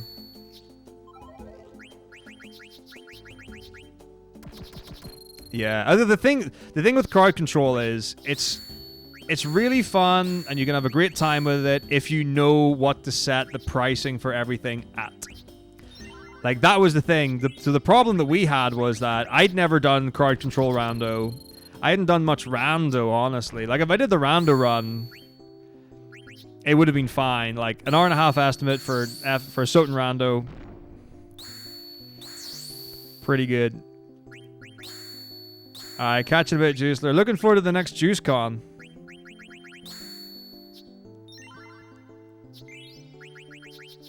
I think I might submit to some online marathons in the upcoming future, because I've never done that. I don't think I've ever done an online marathon. Well, except for the FF relay. But it's a slightly different kettle of fish. So yeah, but it was one of the big problems, or I say big problems, one of the big things that affected it was that it was just cheap. And it hadn't really been done. I don't know how new the crowd control for Soten was, and I know a couple of people had done it. You know, but we kind of like threw out, okay, here's what we're pricing each thing at. But like the queue was just so long. And I got spammed with everything. It was... There's just no way I was going to beat the game.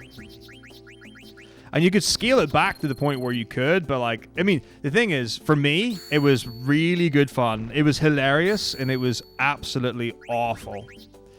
And if we set it with that kind of expectation, and we knew it was going to be that way, that you can sell that. But I had no idea what I was walking into. I think we had like 3 crowd controls or something for that event, you know, and that it was kind of like, it was if the game had a crowd control, I think it was favorable to throw that down. But like GTA had been done, I think like Chaos Mod had been around for a while, and I think it had done pretty well. And then I don't remember which Zelda game that Fuzzy did. It was some 3D. Was it? It might have been Ocarina of Time. I don't know. I think it went okay, but like, I don't know how close Fuzzy came to finishing.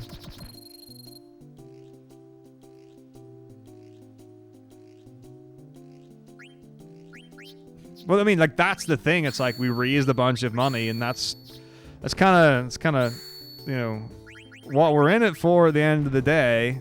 I mean, you know, say what you want about each person's individual want some people might want to, perform at a speedrun marathon to get, recognition, or to spend time with friends, or to have a good time, or to showcase a game that's not very popular or isn't well known. Or whatever it is. Like, I think, like, even though, I care a lot about speedrunning, and I care a lot about serious speedrunning, and I have strong opinions about competitive speed. I have strong opinions about competitive speedrunning, like, where I've really found my place. Certainly as far as ESA is gone, like, the most success that I've had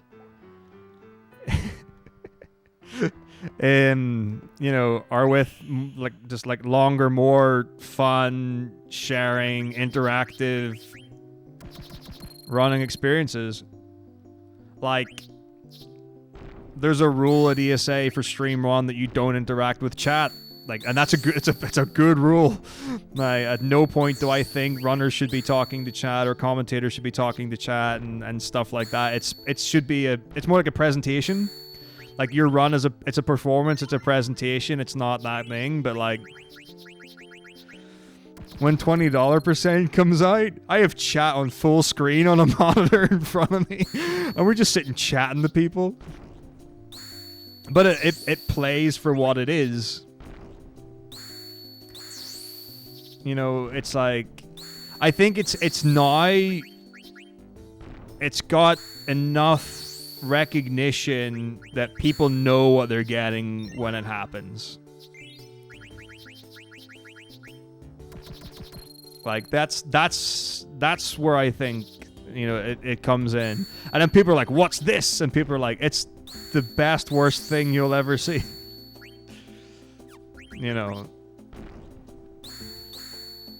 And yeah, every now and again I get a run on Stream Run where I can do some quote unquote real speed running.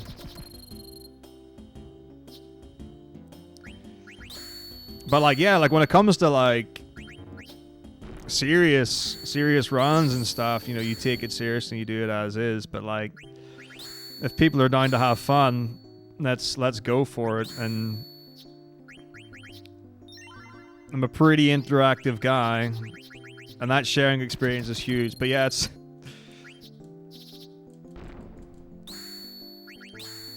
one of those things.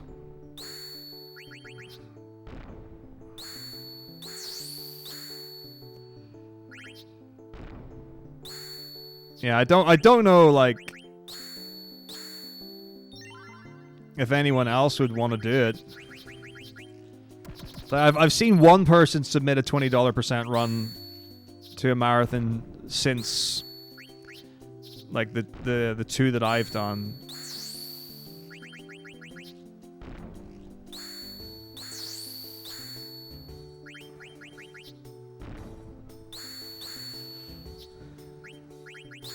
Because I don't want it to be like, I don't want to own it. I don't want to like be like, this is me. This is my thing. No one else can do that. Because that's obviously ridiculous.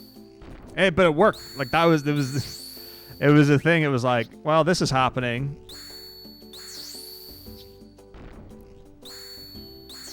Okay. Now, what I can do is I can block this and hope they don't go for the feather circle, or that they have an arrow that goes against it, or I can leave it free and then go for the take with my Mandragora and then hope that they don't take it afterwards. Problem is, if I block it, then I've got a so if I block it, I get a 66% chance that I get it. The other thing I could do is I could go for the take here, and then they could take it back, or they could not have it, or they could place somewhere else, and I could do that. So that's a 50% chance. Yeah, So that's 4 outcomes. Is either they don't take, they move somewhere else, or they go for the take, but they could also fail. But if I leave it, then there's a chance that they'll go... They're not going to go for anything there because they're all red.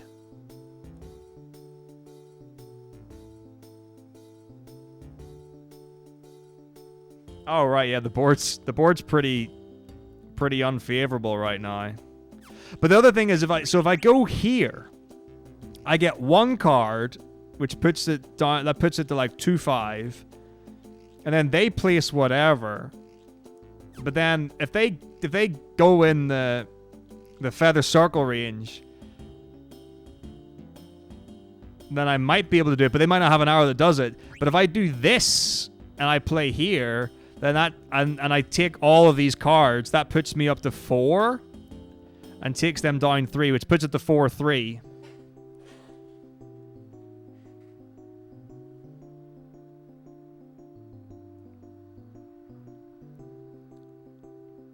So this is probably the play, and then hope they don't take it, or... I don't even know. But yeah, this Mandy will get me this. I mean, that clears it. So I think I have to... I think the best thing is to go for this.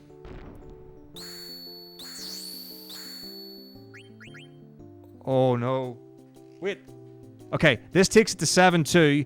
And they can't combo me, so even if they take me, I win. Unless they had 2 arrows, in which case it would have been a tie. Fortunately, they didn't have 2, so it wasn't a tie. Oh boy, oh, that happened. We were here for this moment. All right, next card, Hecht Eyes. Now, Natalie in the slums, Shopkeeper in the slums, and Thug. Oh, we're slumming it. All right, we're going to the slums. Actually, I'm going to save here because it's down 1 screen to get to the slums. And if I save in the world map, I have to go in, and then it's about the same. Hello, YouTube. Right, so 3 in the slums of it. So it's Natalie, the Shopkeeper, and the Thug. I think the Thug's the quickest to get to.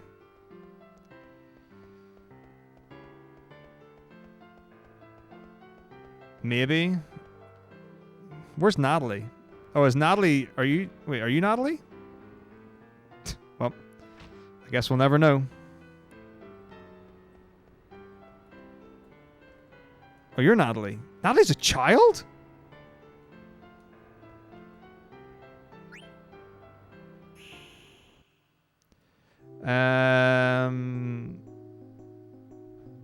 It says... For Trino, it's only Natalie, Shopkeeper, and Thug that have the Hecht Eyes card. A lot of the Black Mage Village people have it. First try. Oh, guard at Southgate, Trino Gate. Oh, it's Trino Gate? Yeah. That's who you mean, I presume? Alright, no biggie. Mm-hmm.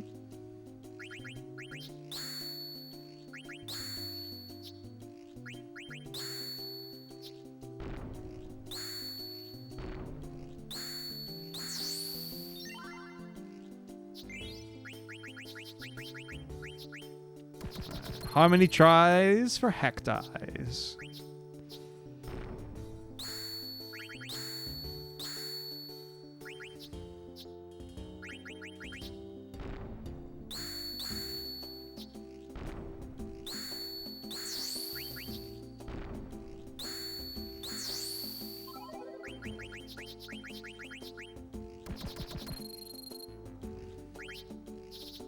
Yep.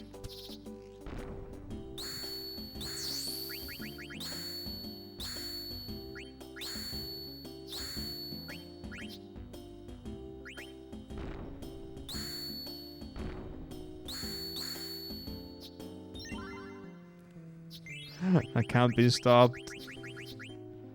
3. I say within 20 tries. Give myself a nice, expansive chance. Rude.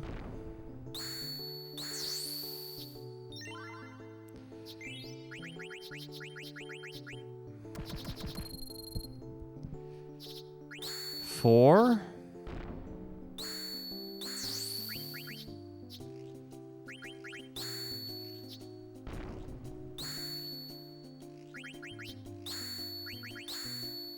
Okay.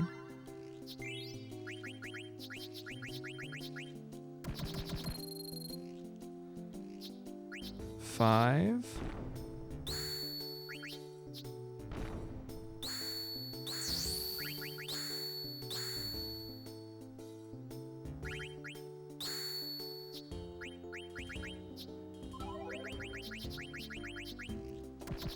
Six.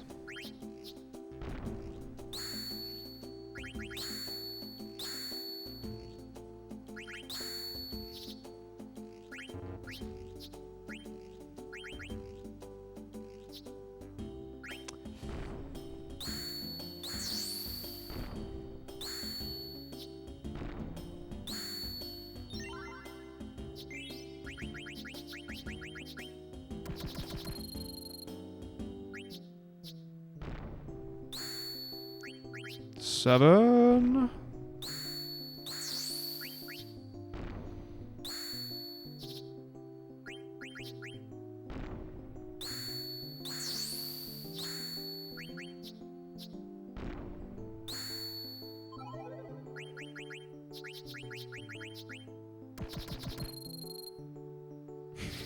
Indeed. It.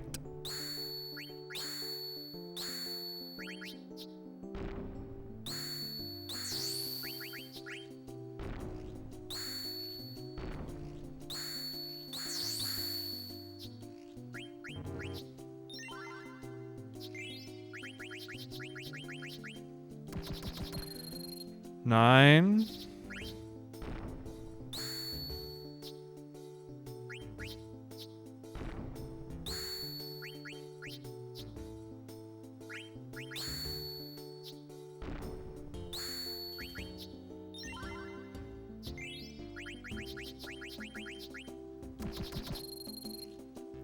Ten.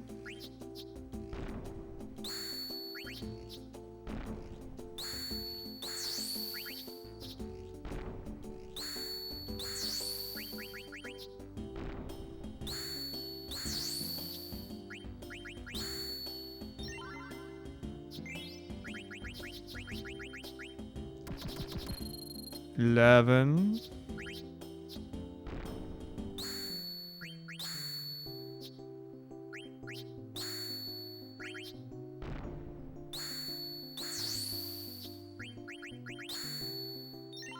Can feel it coming up soon.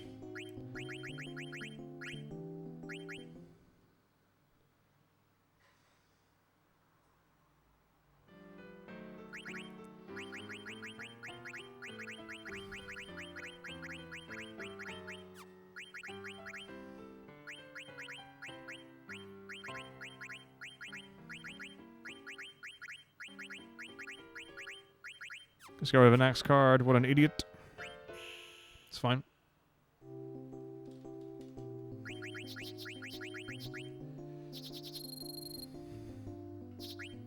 $12.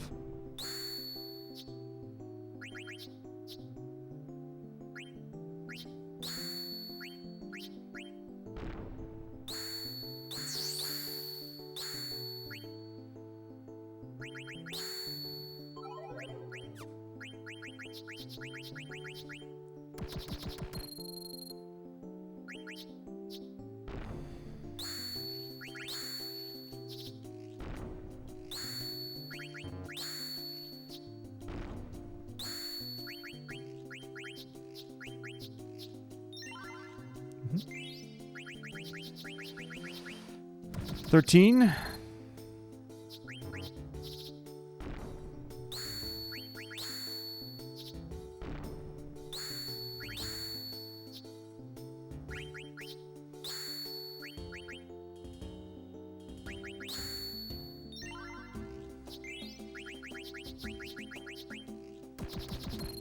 $14.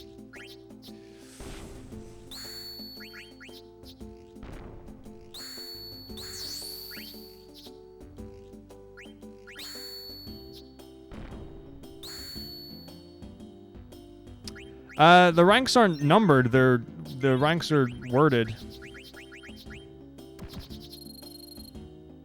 But it's not based on how many cards you have. So like I think if you have one of every card, you will have a minimum rank, which will not be Maestro. It'll be the one before Maestro. But I don't even think you need to have all the cards to get that. Let me see what the points are for the one before Maestro. Ah.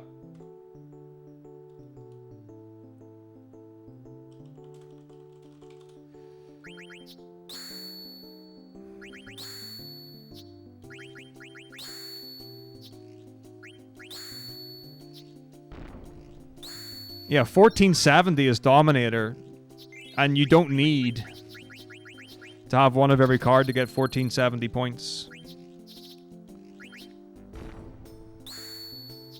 But yeah, there's no specific one for all cards.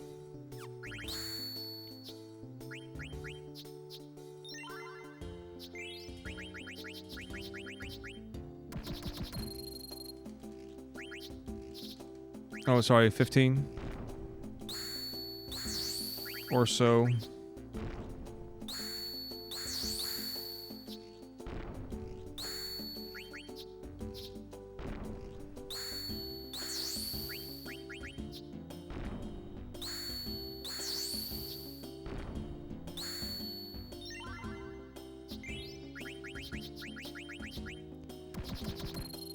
$15, $16? Ooh, she got Ralph Wimago.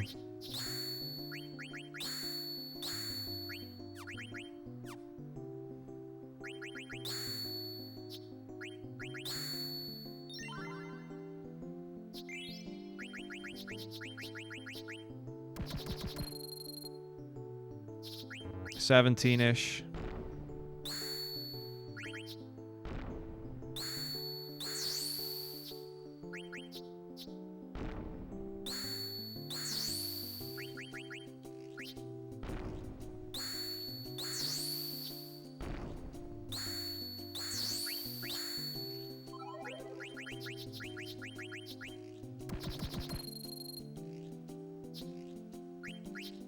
Pretty cool.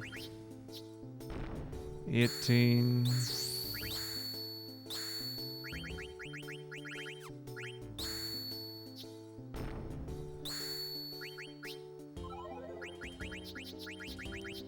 $19.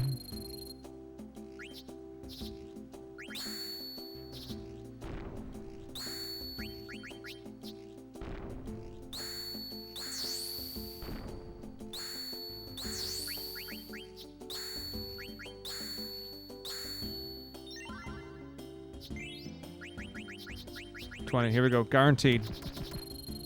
Right here. No idea if they fixed it on PC.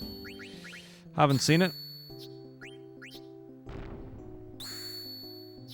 Well, whatever.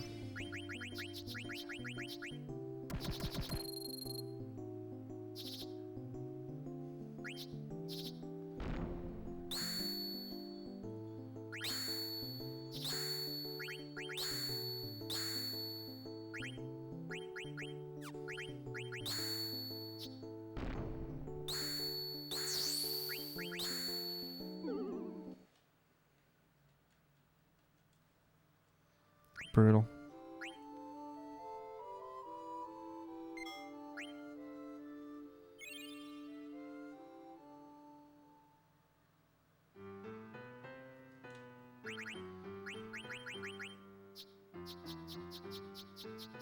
Oh, do I not have an X zombie? I thought I did. Oh no, it was the other card I must have had an X for.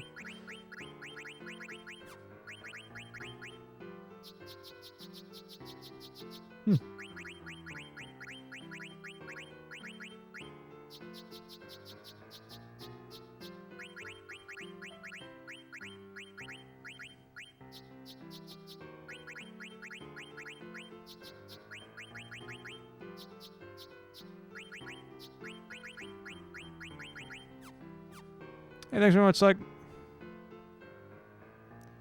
Saved when I won what card?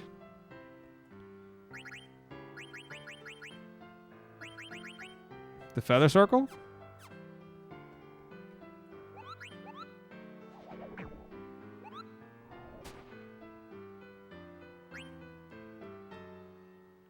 I haven't won the next card on the list yet.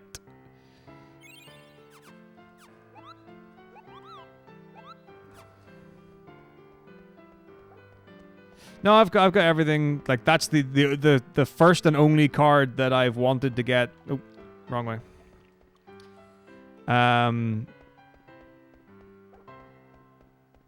Today was the feather circle. I didn't get another one. There wasn't any one that I didn't have before. Oh, the Ralvi Mago. The snake. I already had one. But it's just uncommon.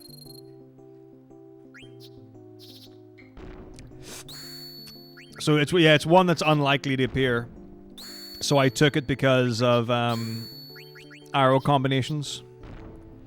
Thought it would be nice to have that in case I wanted to throw that, or I needed it.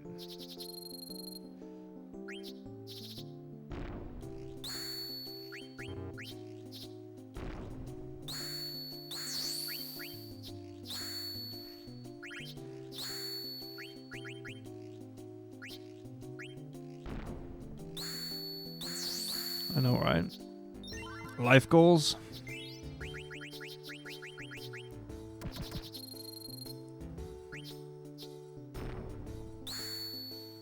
So it's taken, what, 2 hours and 20 minutes to get that card.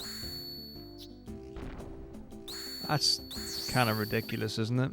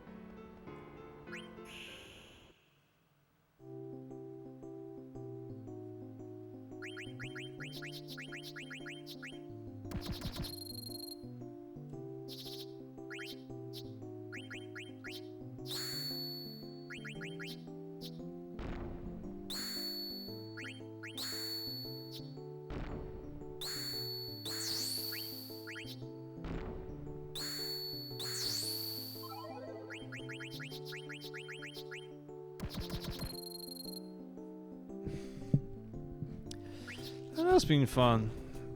It has been a good experience.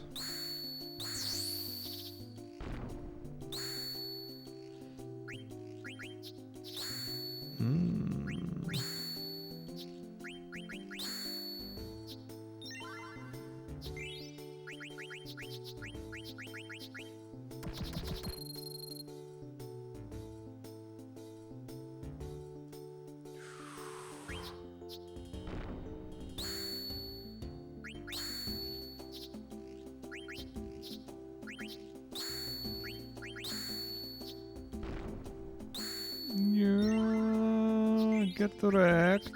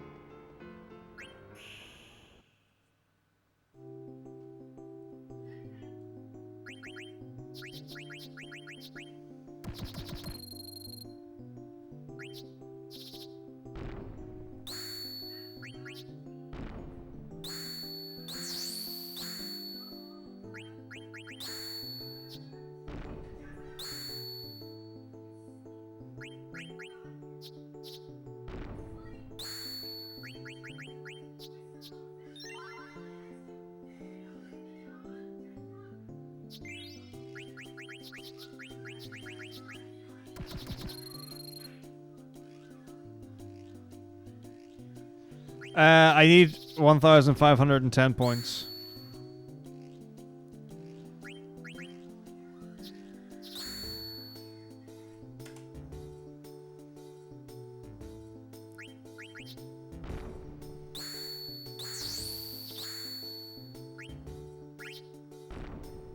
Well, winning the games is easy. Getting the cards is the hard part.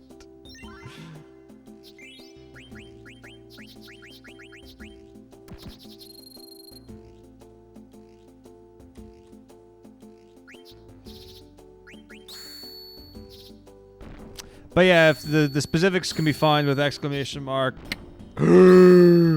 Maestro, Rich. Okay, okay, okay, okay, okay. Okay, okay, okay, okay, okay, okay. Okay, okay, okay. Okay. Okay. Okay. No. Yes.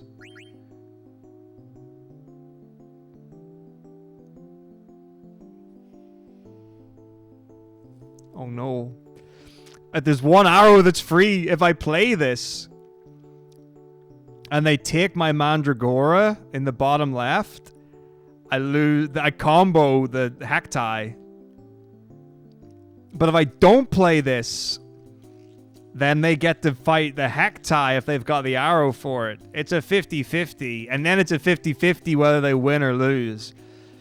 So if I place... I mean, it doesn't matter. I don't care if I win or lose. The game, the thing that I care about is the Hacti. So do I go for the free weird thing so that I guarantee points and then hope that they don't take the Hacti? But there's so many free... Like, those two are free. They could get 2 from that. Or they could fight the Mandragora down here and then I lose... This? Is that a Yeti? I don't know. It doesn't tell you the thing. But if I play it here, then that gives them a chance to also take the Mandy, which means that I lose the Nymph and the whatever. Ah.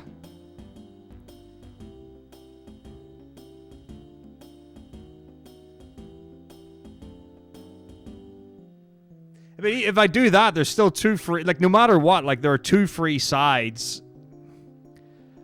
Like, 2 here, 2 here, 2 here. Like, doesn't matter, like, in terms of the arrows. The question is it going to be more difficult? What's the same? Or we've got 0-2. We're the same. It's as difficult to take the Mandy as it is to take the Hacti.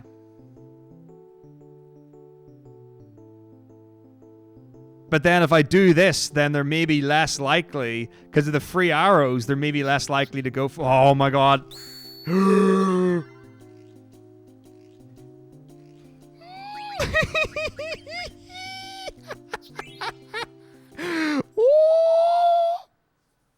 I can't believe they had a card that I could have lost the combo.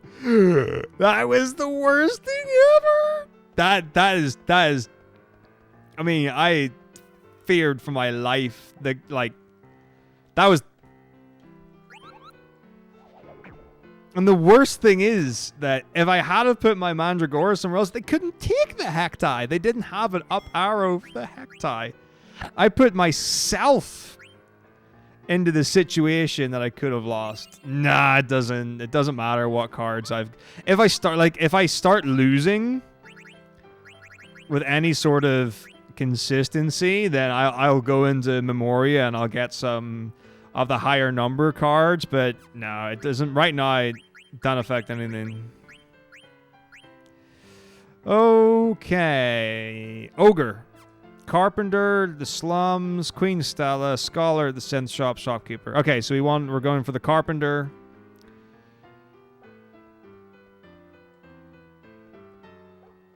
Dude, please. Carpenter in the slums for the ogre card. I thought I had an ogre. It must be troll.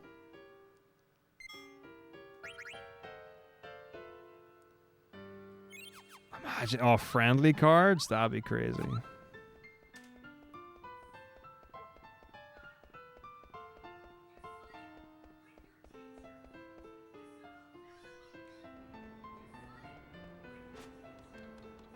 Who's the carpenter?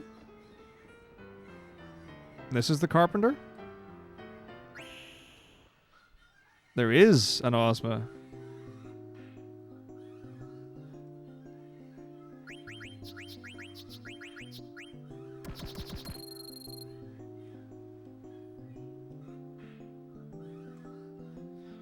It's no. The thing is, there is no best card, right?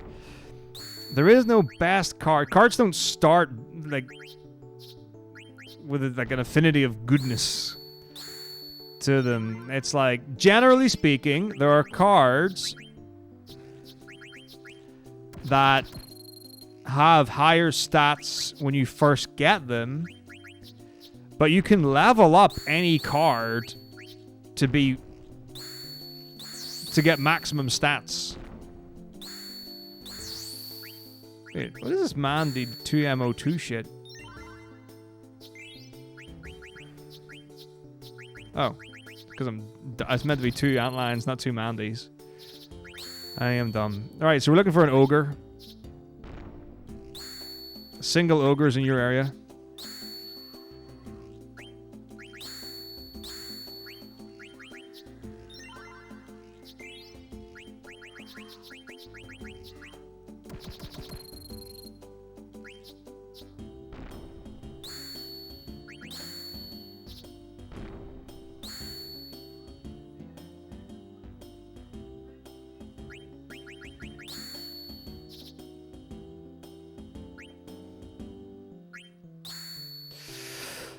I mean, so I like them differently.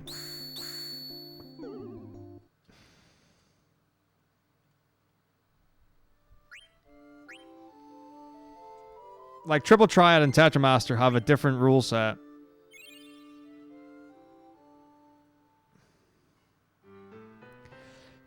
So it's not like I enjoy one more than the other.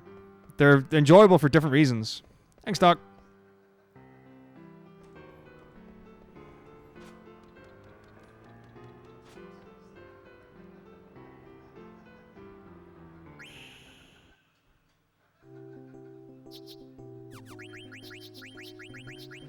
But Sphere Break, like it's a very specific mathematical game.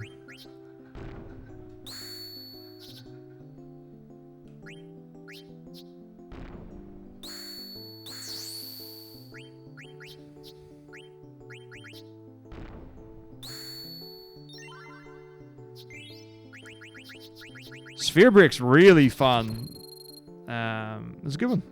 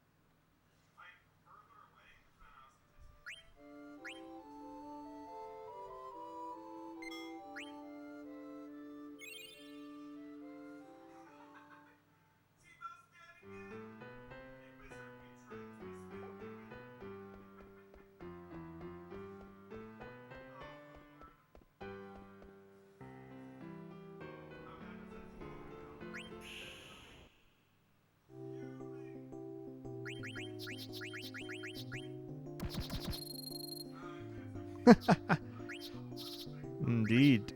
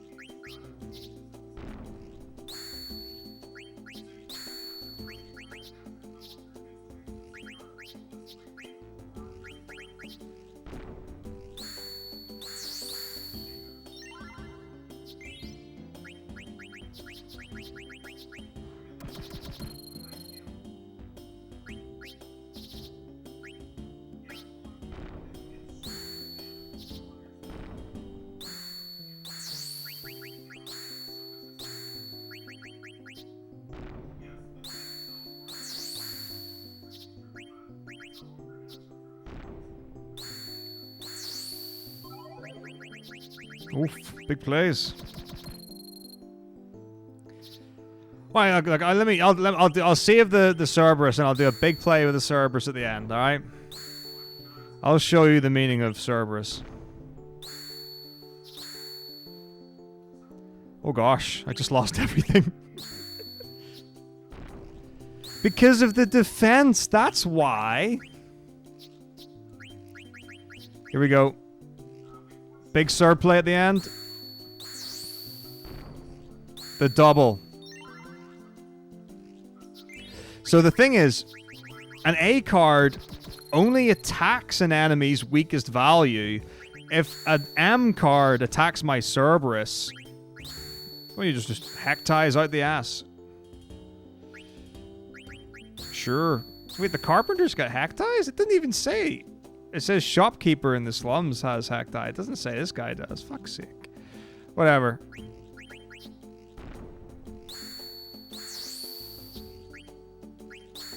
Boom.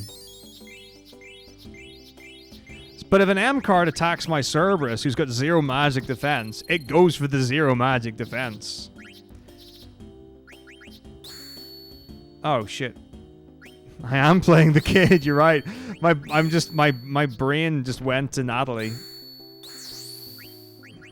Hang on.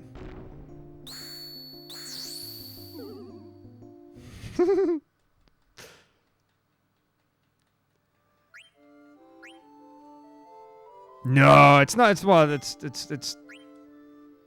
not quite that clean. There's a bit more to it, but it's not unlike that either. Basically, I need to get 1,510 points. You get 10 points per unique card, 5 points per unique arrow combination, and 1 point per X card, and 2 points per A card. So any combination of those factors adding up. Okay. Okay. Okay. Okay. Okay.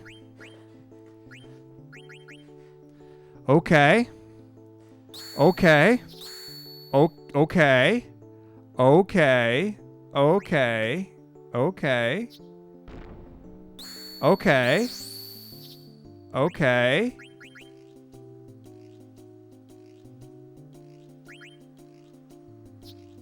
No!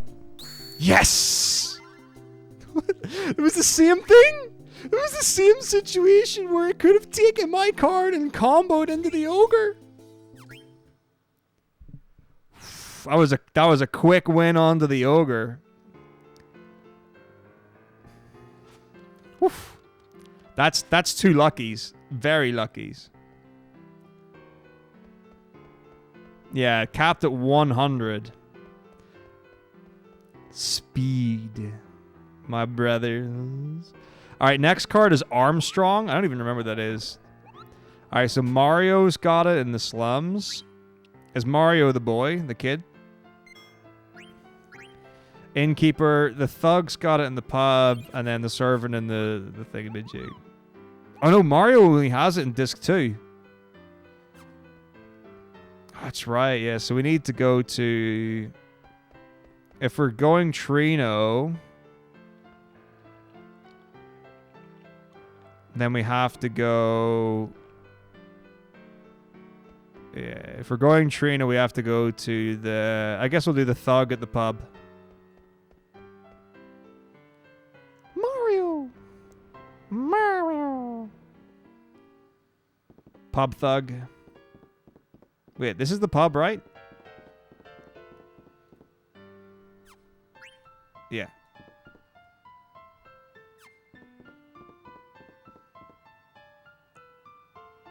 Because I haven't got to that point yet. I'm doing them in order.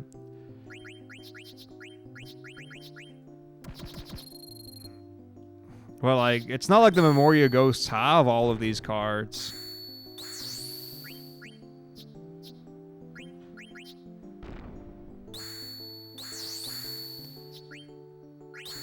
But, yeah, I'll be going to the Memoria Ghosts.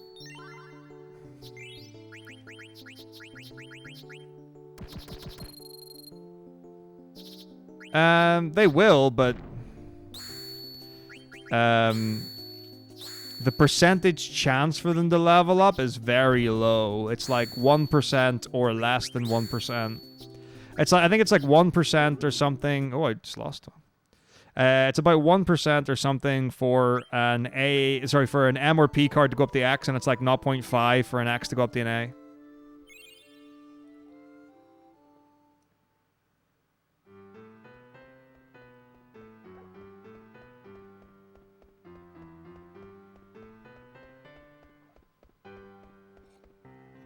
I don't know what the percentage chance for numbers to go up are.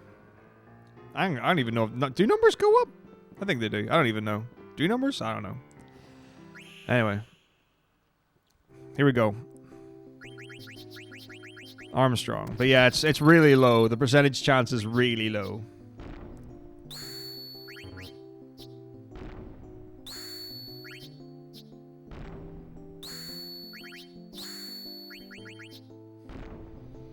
I'm just doing this out of madness. Oh.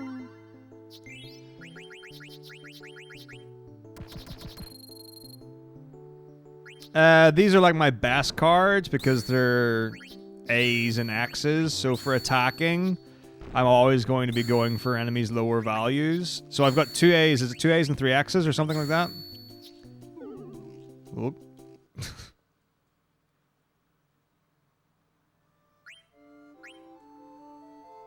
So, I mean, if I was really, like, trying to metagame this in some way, I mean, there definitely are better and worse approaches.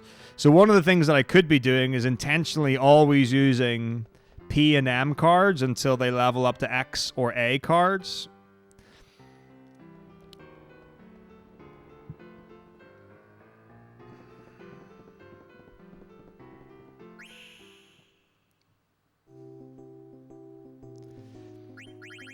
But like, so like I've got, I mean, but the thing is my rare cards aren't very good. Like 0 attack, sure, 8 physical attack is good. Then 3 magic defense is good, but I don't really care about the defense. Like A defense is brilliant. 6/6 is really good. The arrows aren't particularly good though. And they've got really low attack. So I'm opting for like my best combination, I guess, of attackers.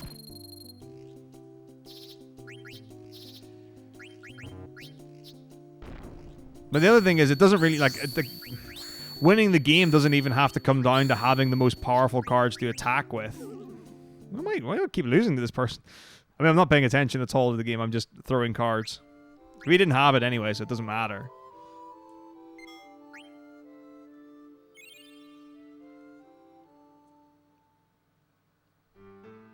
Like, you know, the important thing is...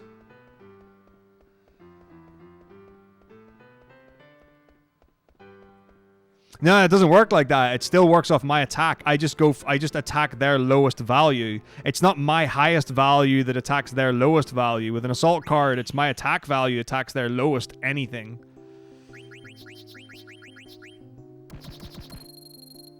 Hardest?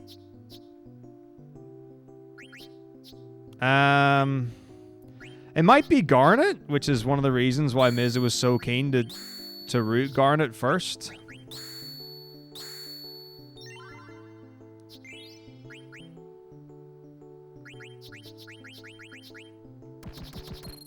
They're not. None of them are particularly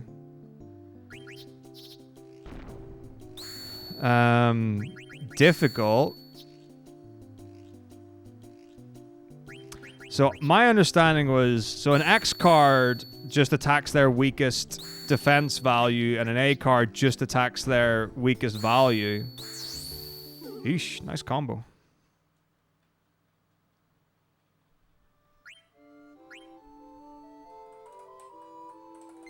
Like, an X card doesn't use your highest against their lowest. Like, defense.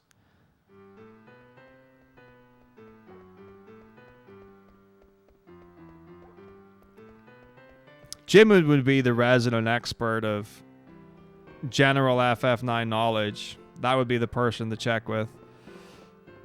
Or if Miz was about, he'll definitely know.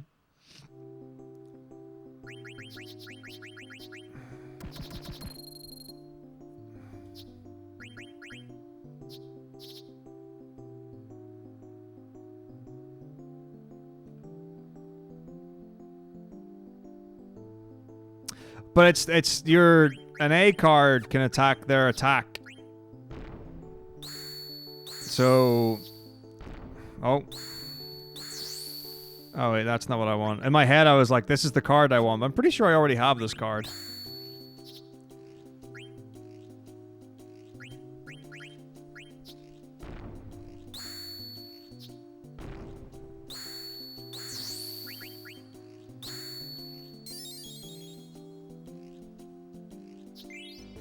Yeah, I'm pretty sure I have a troll. I have a troll, right?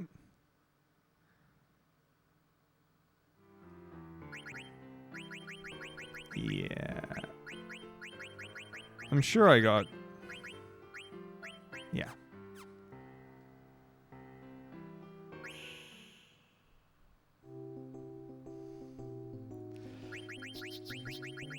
I think FF9 might be like... the worst resourced. But even like they're all bad. Like the wiki for 7's not great. It's got stuff that's either wrong or unclear.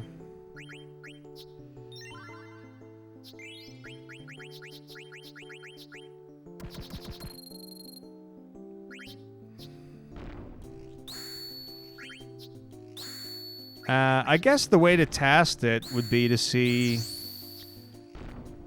what numbers you get with attacking with an A card and see... No, wait, yeah.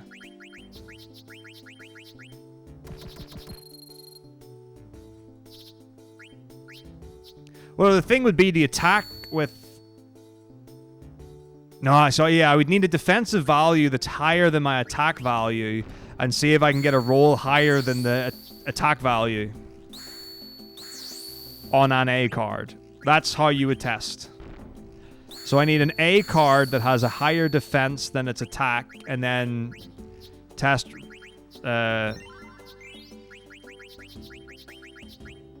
test the difference.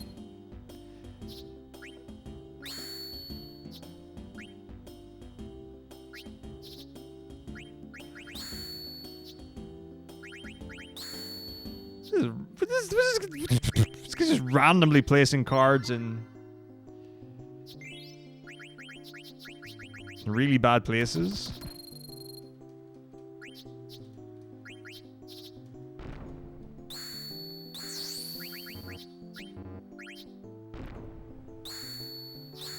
The other thing is, my Alexandria card's way over to the right.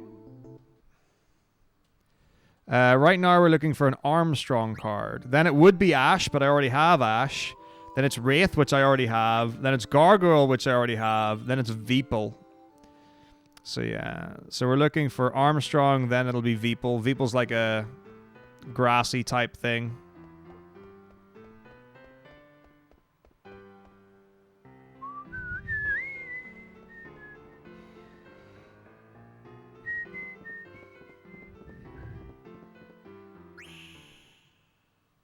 Alright, here we go.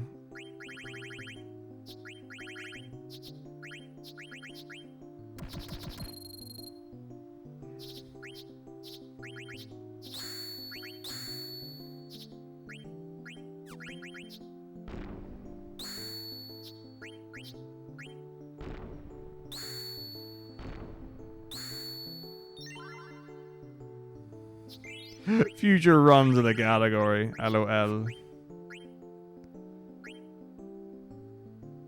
Actually, what I should probably do is the naming way card, because it's got 6/6. Oh no, wait, if it goes up to A, it's just the highest number. So I just, yeah, well then I should be using Lindblom. But Alexander and Lindblom only have 2 arrows. Like, their arrows aren't good. Maybe I should use the Genji. It's got the best arrow sets.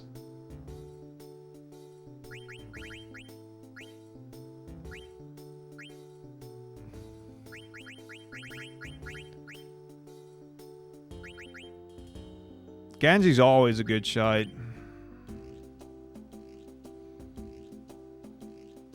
Because it's got decent arrows. These have got trash arrows. You know, the A is great, but like, what's it good for? You know what I mean?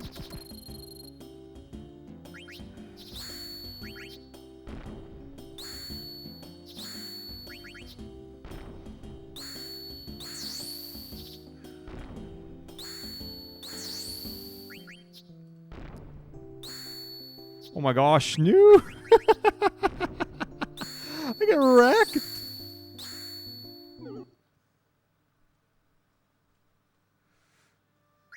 Yeah, I got handed.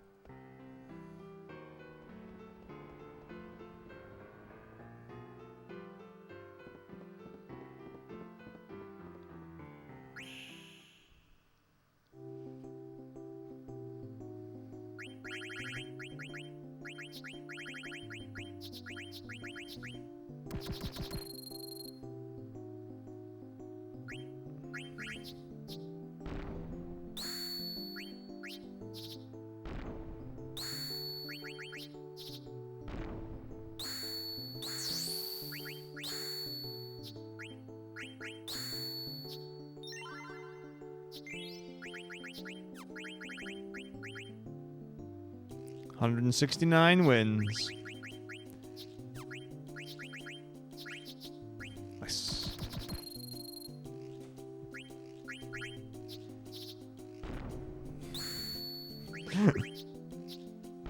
$96 whole defense points. Amazing.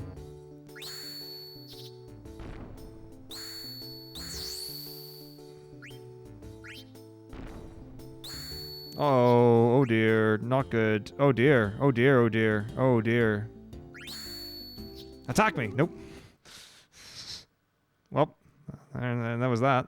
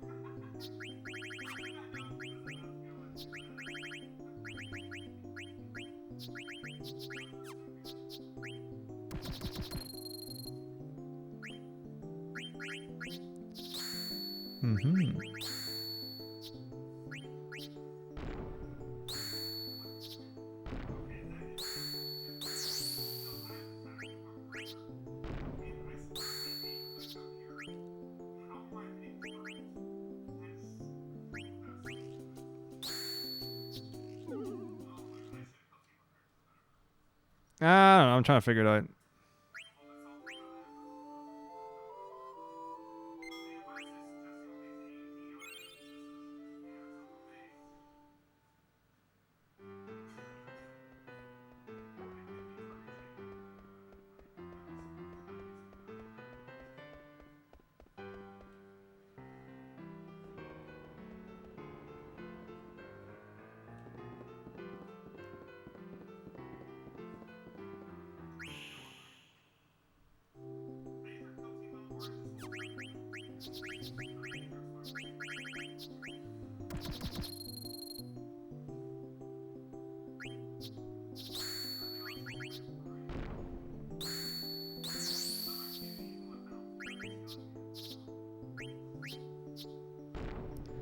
Why am I leaving this guy for the end? He's got no chance. He won't win any fights.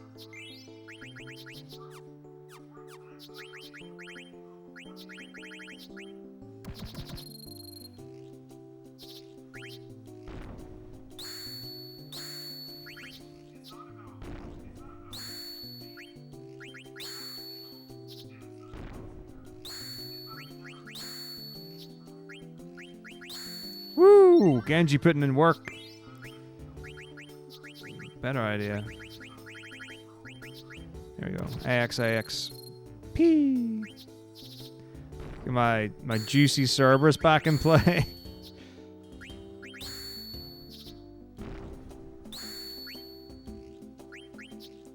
Go on, Genji! Ah. Wait, I can't beat the Genji. What am I doing? It didn't level. It's always been 0p68.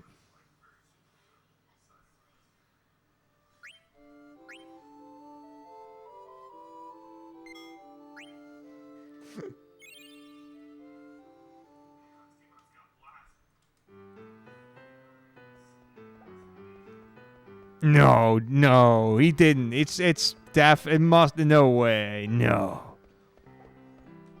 No.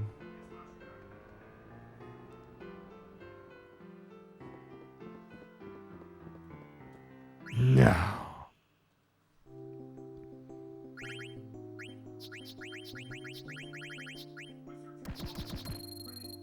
I don't believe it. Don't believe it. I don't believe it. I don't believe it. Ah!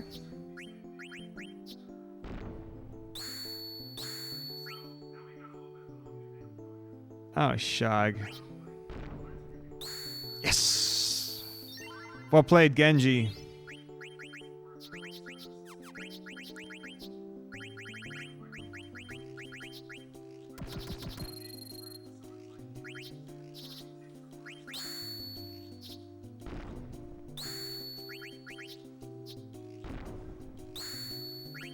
Genji!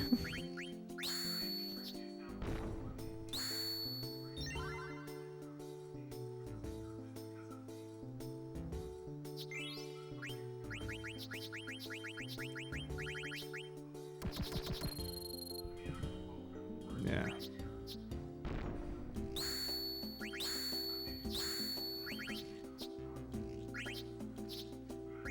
Oh, Genji!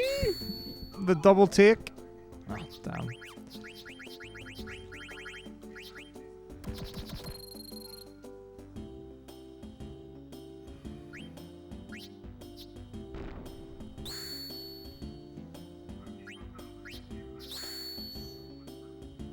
I don't know how it all works.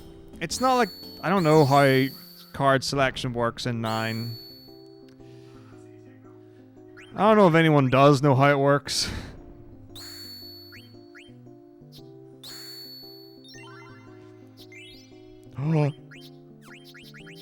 Y'all see that level up on my Genji? Yeah, boy. 6p now. Well, defense.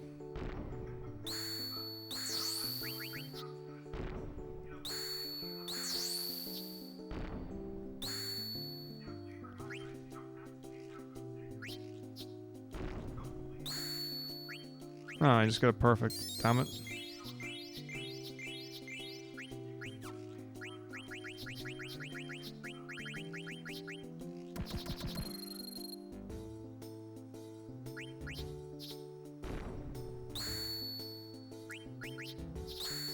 They were like, find the RNG minute.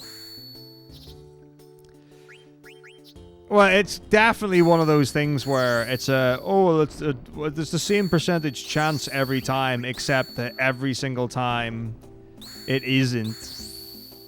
And you always get the bad one.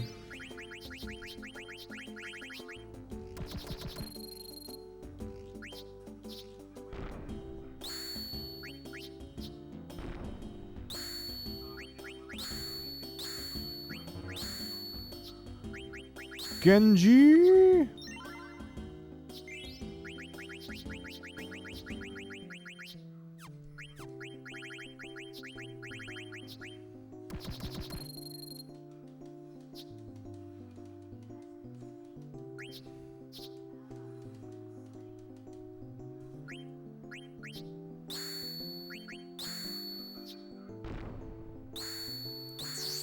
Genji again.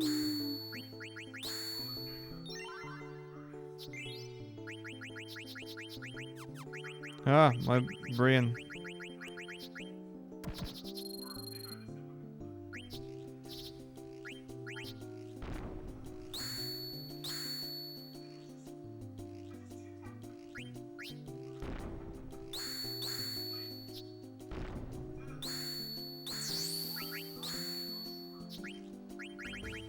Genji!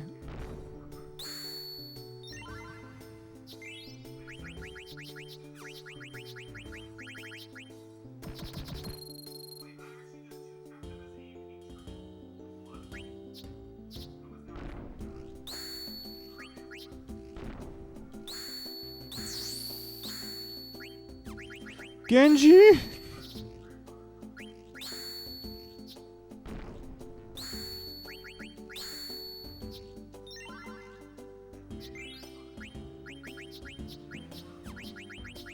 I have to like engage the Genji in as much combat as possible.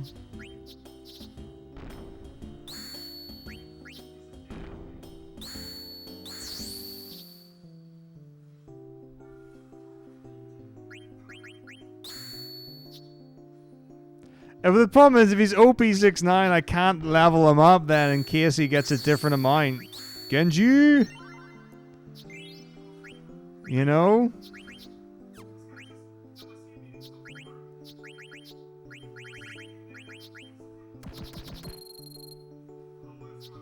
Like, is that not the perfect combination?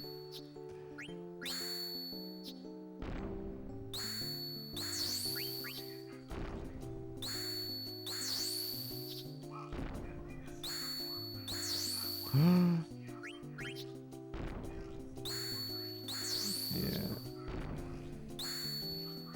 Genji!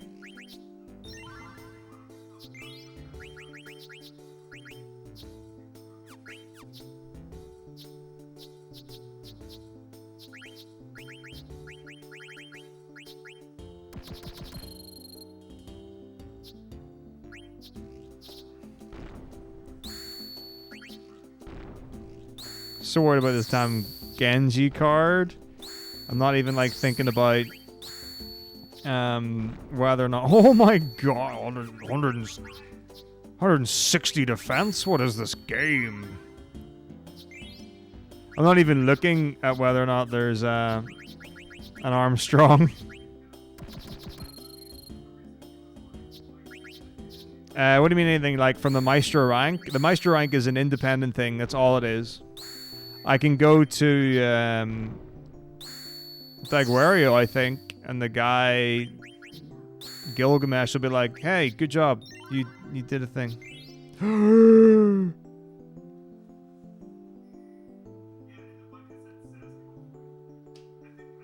There it is. What do I do? Do I try to? I have to save now. I have to save now. But it's OP?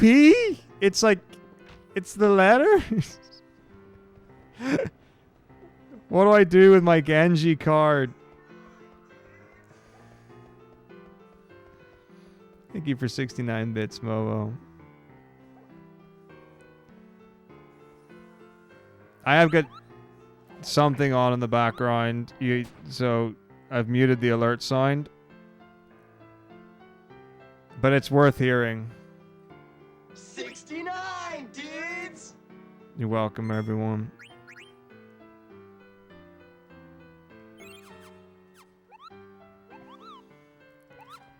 But like, we want to use the card to test to see if it works. So do I just use one of the other ones for to try and level it to an X or an A? Is that the plan? Or do we try to get it to OA 69, which just it means nothing.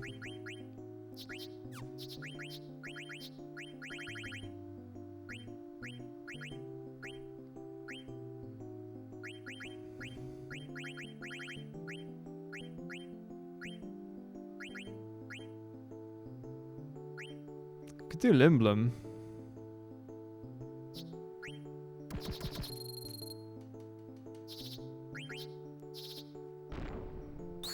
Yeah, but, well, I don't know. Do we just celebrate the fact that we had this moment together and move on from it?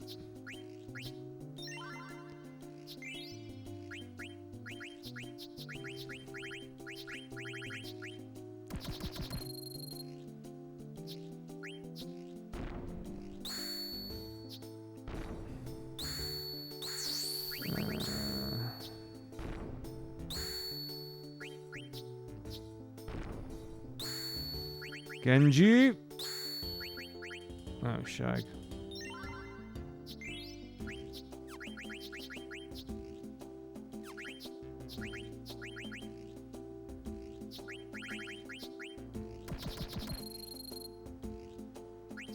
Well, we may never see one again. That's fine. It's all right. It's all right. It's okay. It's okay. It's okay.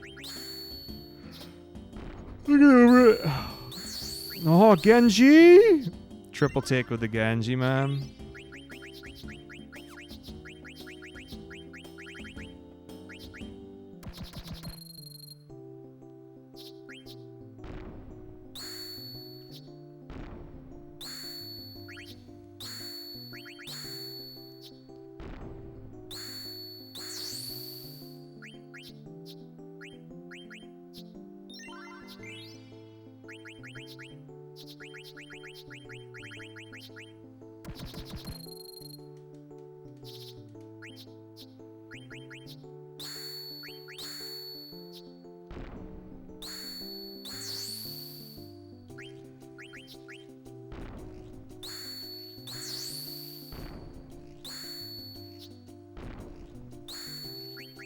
Genji?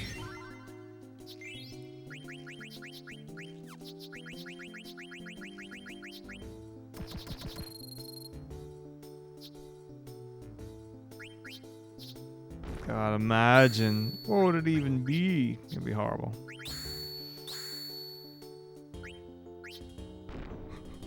Mm-hmm. Genji. Totally pumped. I'm always totally pumped. Perpetual state of pumped. Actively pumping. Always. Be more pumped when an Armstrong card shows up on the board. Genji.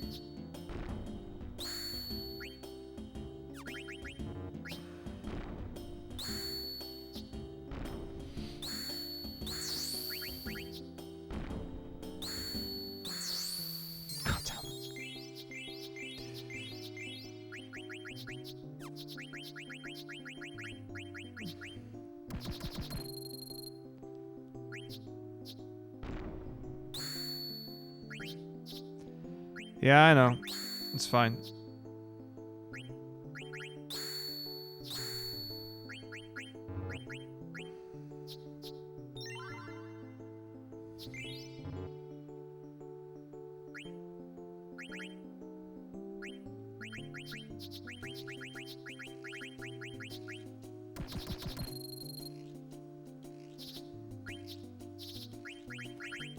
Genji?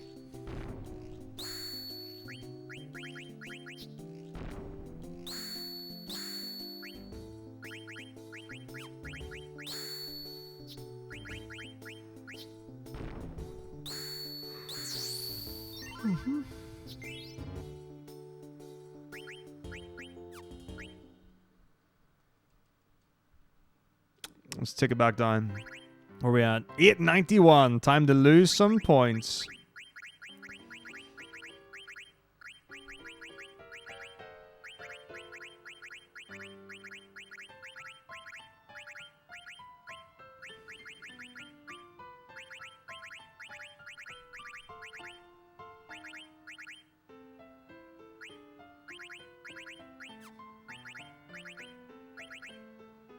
My precious rank's down to 791. I just lost like 100 points.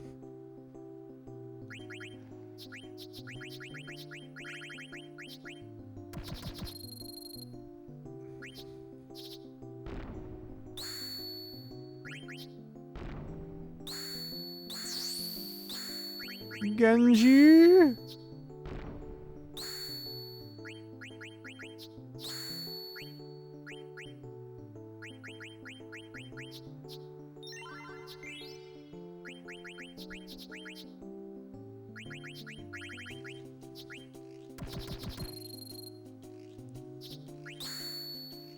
I mean, my current X and A cards took a long... Well, they haven't leveled up, I don't think, since I got them. Uh-oh. Uh-oh. Oh, gosh. Genji? Nope. Genji lose. 69, dudes! Whoops. I didn't mean to click on that again.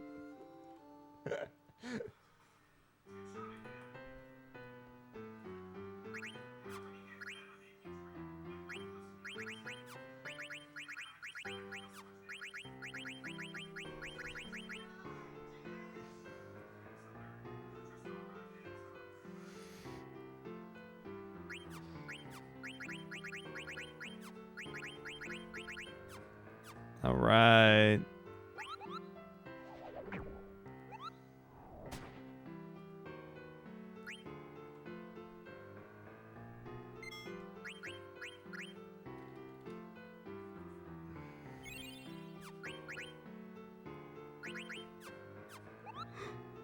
Ay, ay, ay. Alright, 4:30.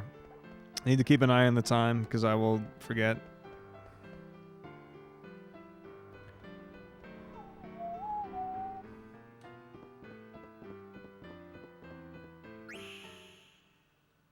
I also need the toilet.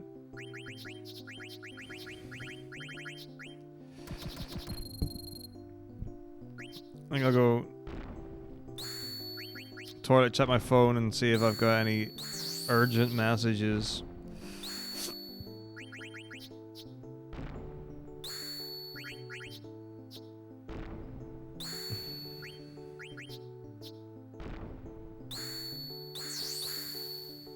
Oof.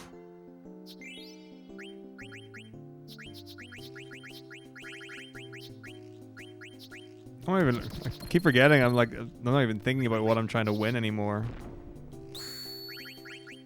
Genji! Good effort.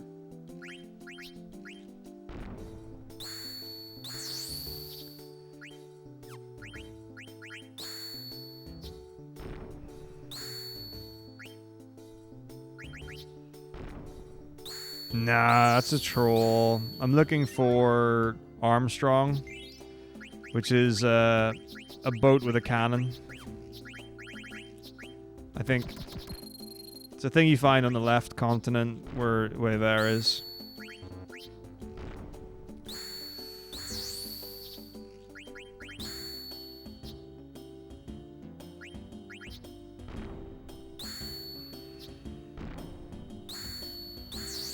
Genji!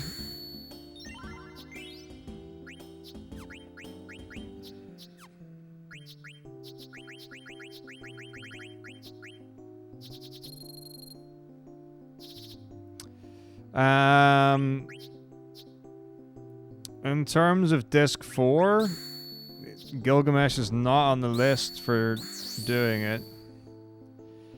So, the list of guys that play the card here is Mario and Trino in Disc 2, sorry. Innkeeper 2 to 4, Thug 2 to 4, Servant 2 to 4.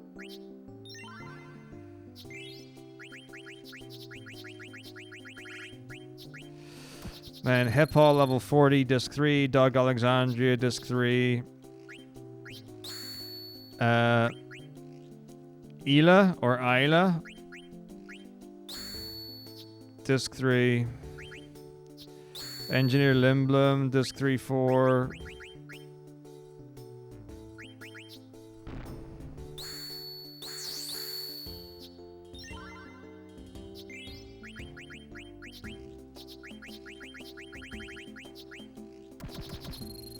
I don't know. This is on Game Facts. But he's not even mentioned. Card Boy, Patient Fanny, Immigrant, Michelle Nikolai.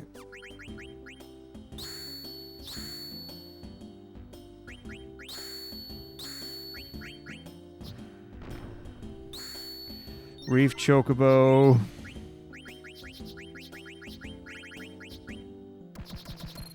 Black Mage, Gnome, Black Mage, Black Mage, Black Mage. And then a 32 out of 256 chance being dropped by the enemy itself in disc 3 and 4.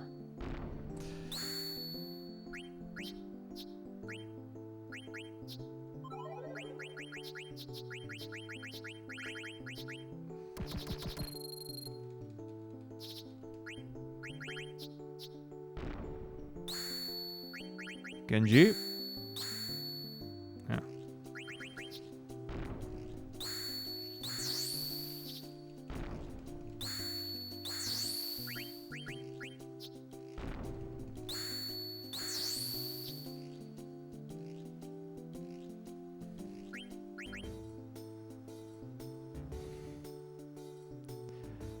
Intimidating. I want that one. It's cute.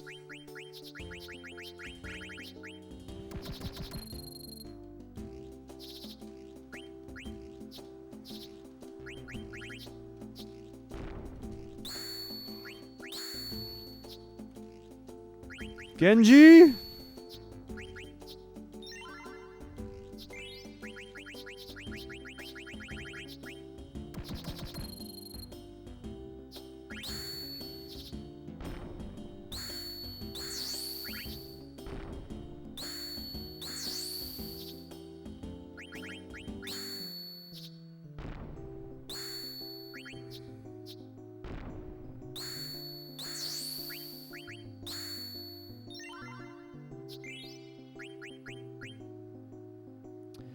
Oh, absolutely. P stands for physical type, M for magical type, X attacks the enemy's weakest defensive type. A, we're trying to figure out whether it's just your strongest versus their weakest, like of anything, or it's your attack versus their weakest defense, or weakest anything. It's definitely targets their weakest anything, whether it's attack or defense, but I reckon it might be your highest value versus their lowest, and that sounds right. Now that I've said it a few times, and my head has gotten time to adjust to the sound of that, I think that is right. Of course, Neothaman. Absolutely. You can't stop the rock.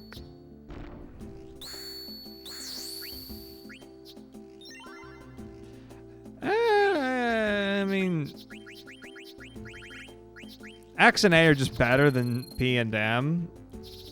Like, the difference between an X and an A card is really only on the offensive. And honestly, an X or A card on the defensive doesn't matter which is which. Like, the type doesn't matter when you're defending, it only matters when you're attacking.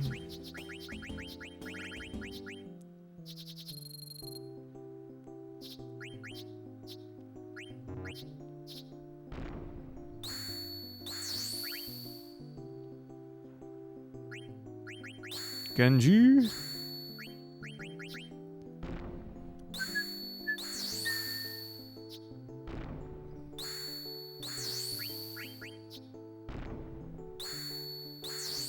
Me, what? Oh, okay. I was meant to... Whatever. I too am glad I got... So.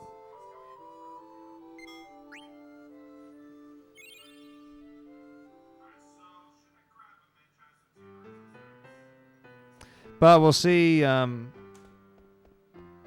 we'll see what happens. Because like I said yesterday, I need to choose... like what I get seen for each time. So potentially we're talking like maybe 3-4 different appointments for stuff, which is, I don't know, we'll see. Or maybe when I speak to the person today, they'll be able to help me out maybe a bit better on that.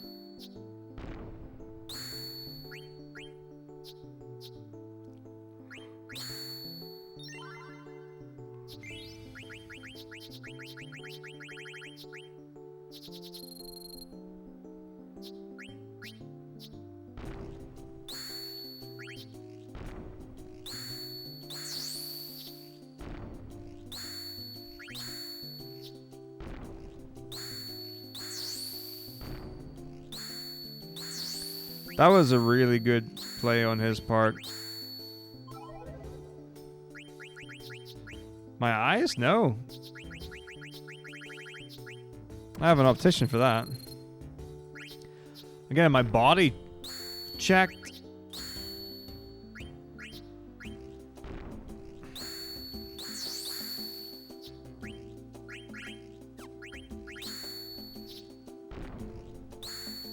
Ugh. Ugh.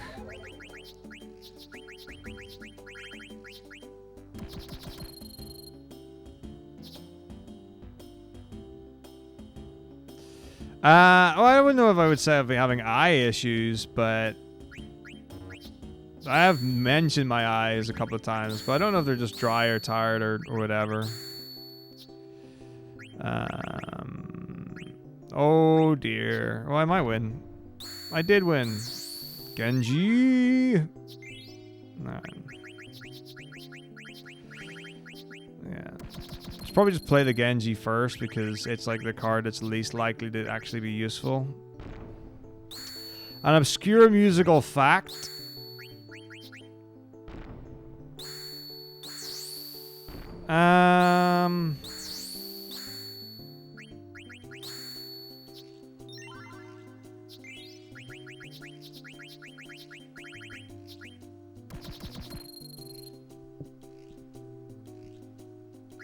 It couldn't have to do with those. Let's see. What would be an obscure musical fact?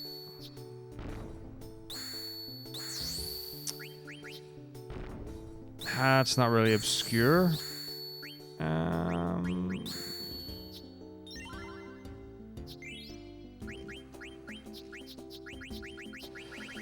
Here's an obscure musical fact. Dvorak wrote 9 symphonies. That's not the obscure fact, by the way. In the 9th symphony, the tuba only plays in the last movement.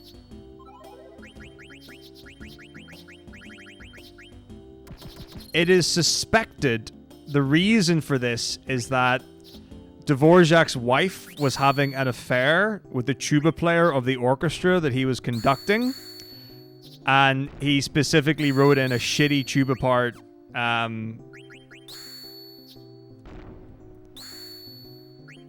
I guess for revenge or something.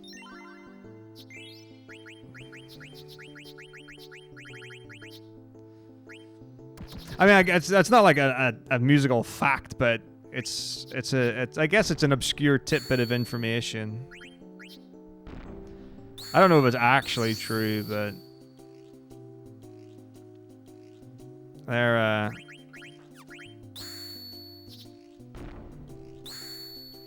I would say that's obscure, right?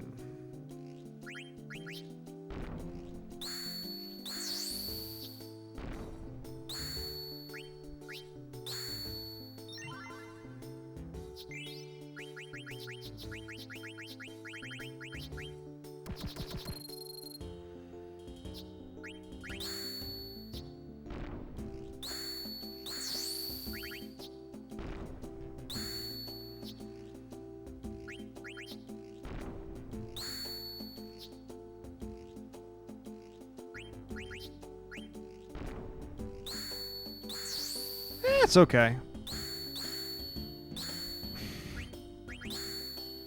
Genji.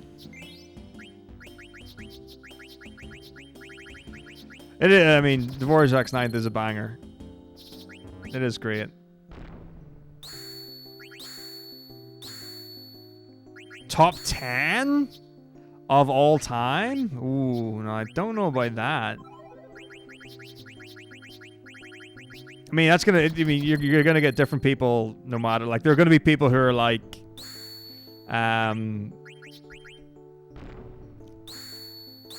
So, like, for example, I don't particularly highly rate Beethoven's Ninth Symphony, but people are like, oh my god, Beethoven's Ninth is a masterpiece. It's like sacred music, and it was like, oh, and I'm just like, it's decent at best.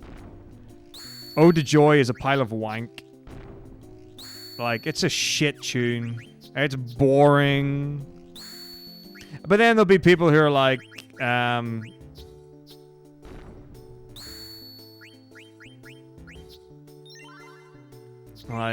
same kind of stuff for, I don't know. What else is renowned? I don't rate it. Regardless of it being overplayed or not, I don't rate it.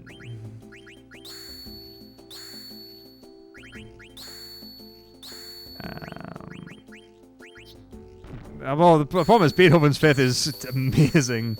I don't think anyone could ever... I don't think anyone would be arguing that. I mean, but the thing is, like, if you want to go for, you know, the thing is, you could go for like a more obscure, like Beethoven's Seventh is absolutely incredible. You know, it's not overplayed. The second movement of Beethoven 7, oh, you know, doesn't get much better than that. I'm doing all right, Victor. How are you? Thank you for the luck.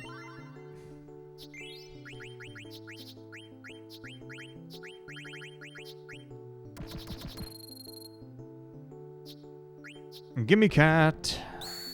Ow. I was winning, I guess, sort of. It took a bit of time to win, but then...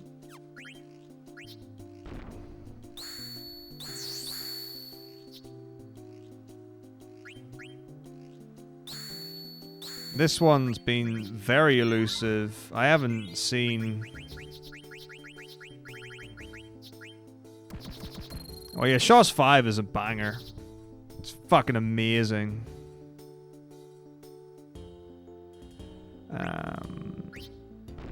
But then so is Shaw's 10, so is Shaw's 12. Shostakovich is amazing. But then, like, Shaw's 1 is phenomenal, but it's, like, so against the conventional form of a symphony. People were like, oh, I don't like, it's too experimental, not symphonic, like, not, like, it doesn't do enough of my symphony things.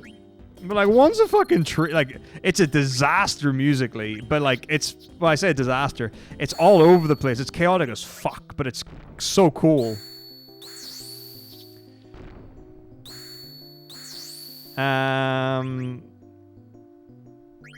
What else we got?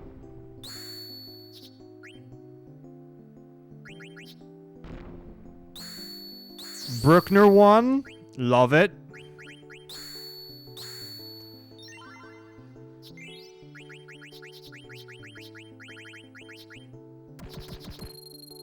I mean, Tchaik 4, Tchaik 5. Mozart 40.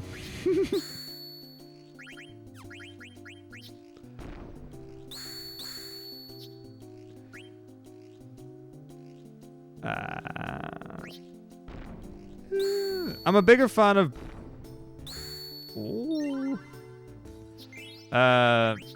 Brahms' sonatas than I am of the symphonies.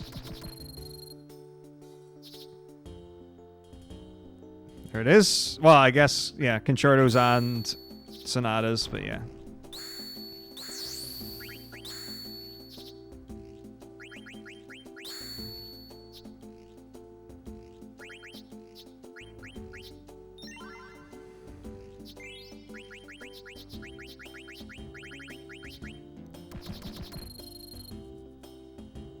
But then you got like, you know, the symphonic poems kind, because some of those are pretty beefy.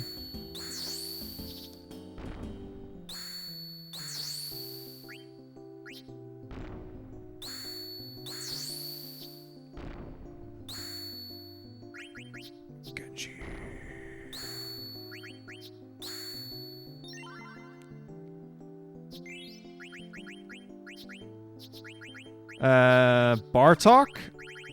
Concerto for Orchestra? Oh wait, no, that's not a symphony. It's in the name.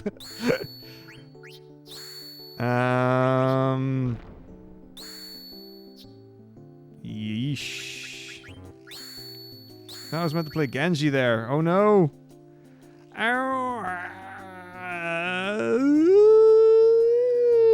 Most likely to win this one.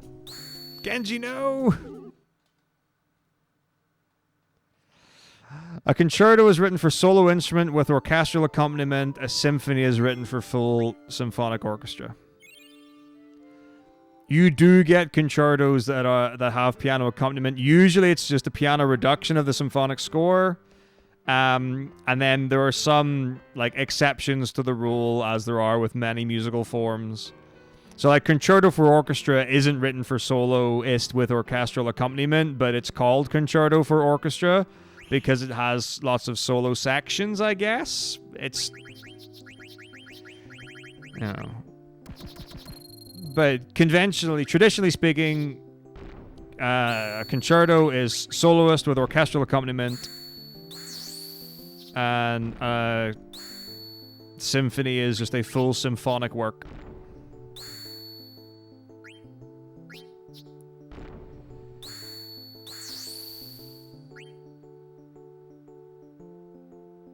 Genji!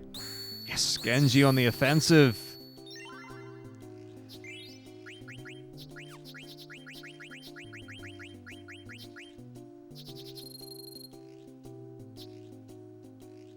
Yeah, but it's like, it's, you know, you can call something whatever you want. That's the world we live in. That's the freedom that we've got. Don't you love it?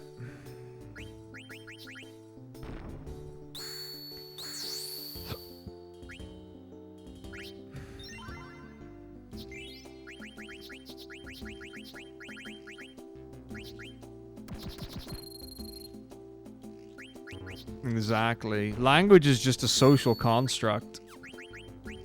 Genji! Oh. Genji lose?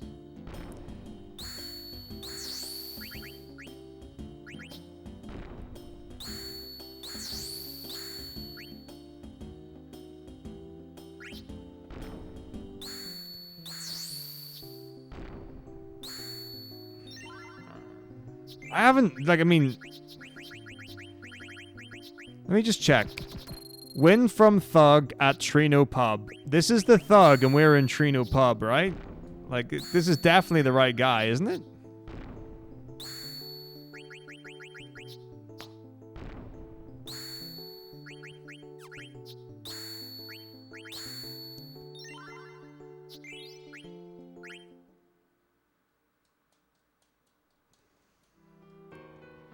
Yeah, Trino / Pub, and this is Thug. Yeah, this guy definitely have Armstrong.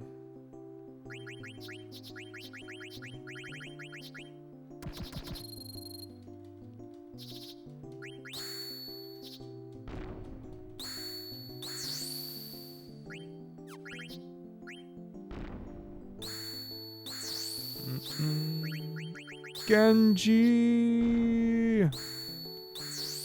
Jackie!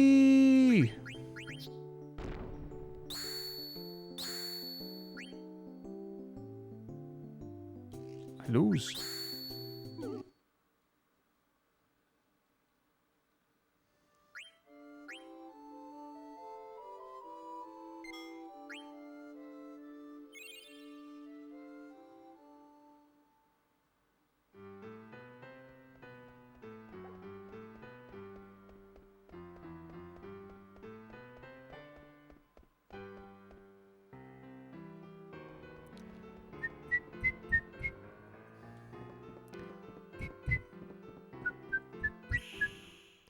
All right, one more, then quick break. Toilet food and back at it. For the Armstrong. Genji. Here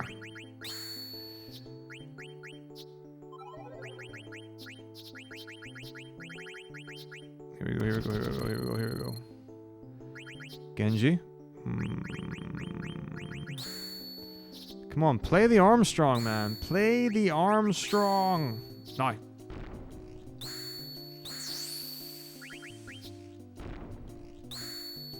Armstrong. Poof. Last card is an FU Armstrong. Nope. Brutal. Absolutely brutal.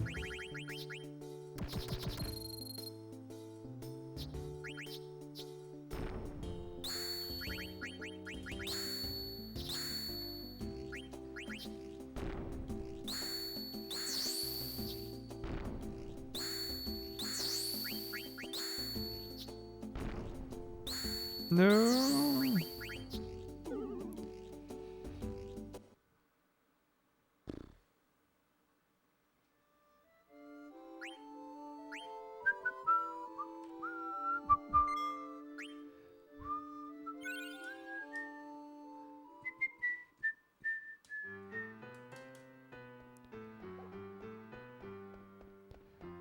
It does say the innkeeper.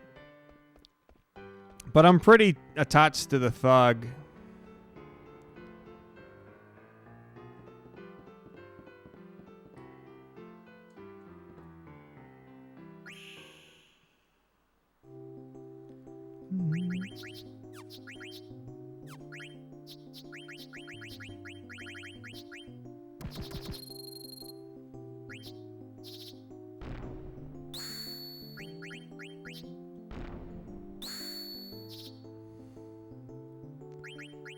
That's right. I can't lose, because the more I play, the more chance I win. Yeah, that's right. No.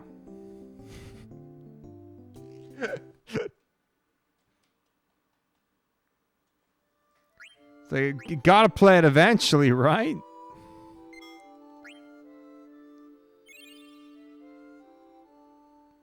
It's the same percentage chance for any of them to play it.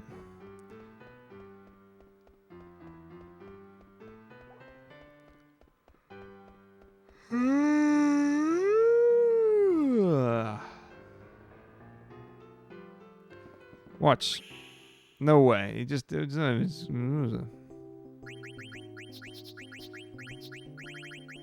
be a bunch of nonsense is what he'll play. He'll play just nonsense.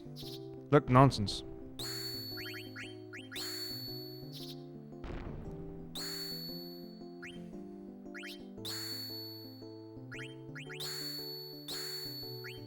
See? No Armstrong in sight. Wow, I nearly lost big time.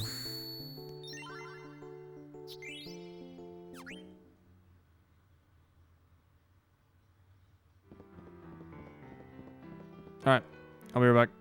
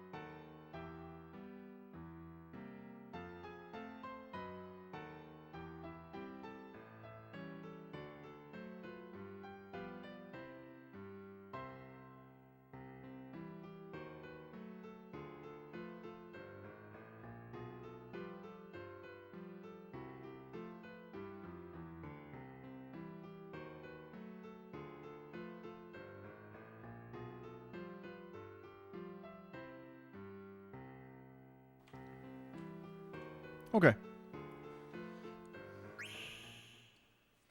First try. Alright, we got about half an hour.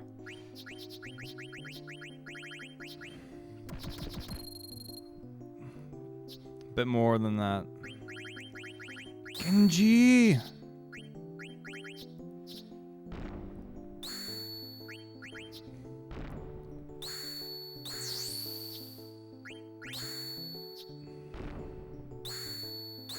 Hey, yeah. Okay.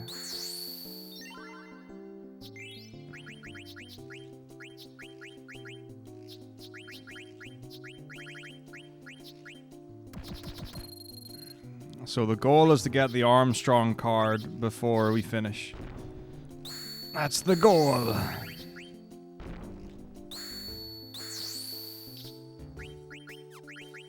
Genji.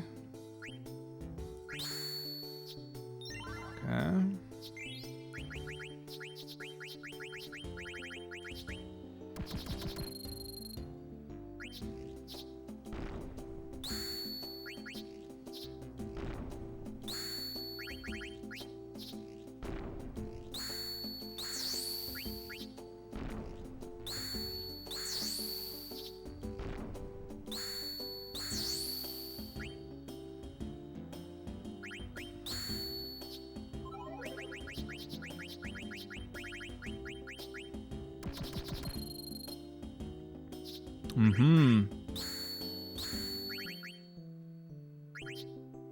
Whoops. It's okay, Genji OP. Oh, look at those numbers. Big numbers. Big Genji. What? What did my antline lose? Where did my antline lose?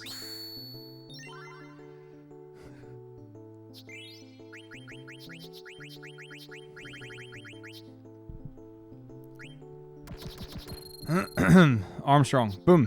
No. Armstrong. No.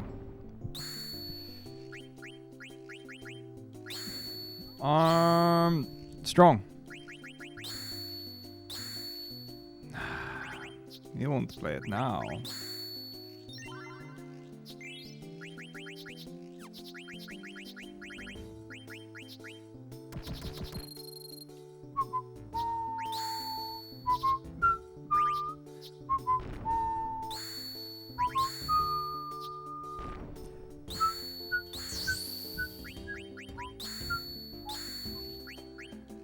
Genji.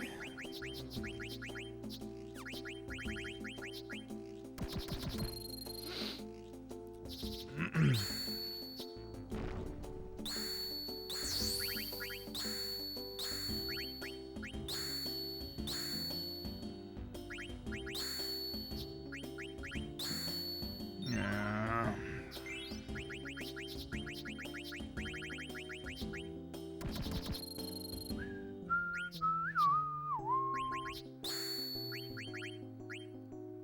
Genji.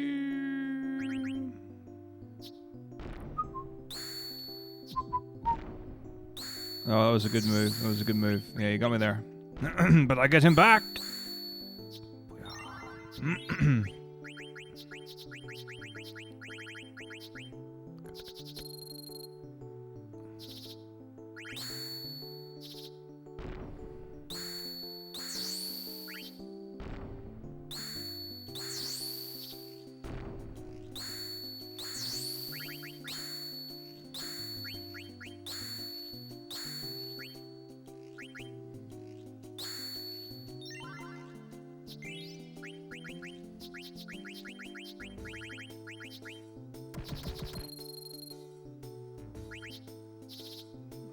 Come on, Armstrong. Oh, there are several places you can get it from. I can get it from Trino, I can get it from Alexandria, I can get it from Lindblom, I can get it from... I mean, it's guaranteed.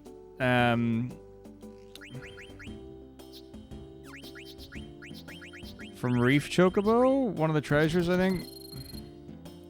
Black Mage Village, Maiden Sare.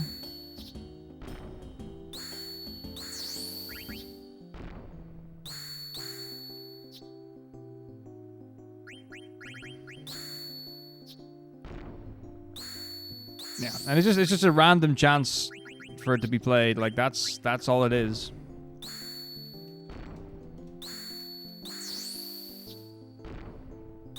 Genji. Oh, it's perfect. Great.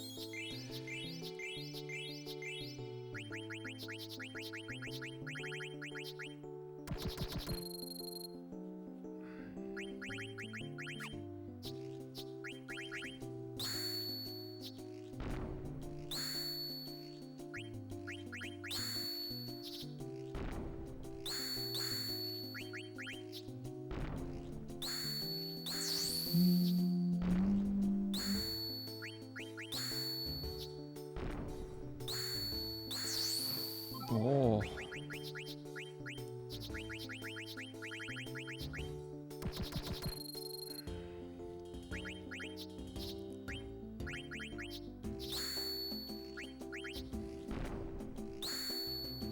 Uh-oh.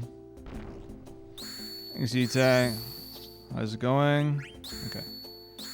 Genji, come on, Armstrong. Armstrong me.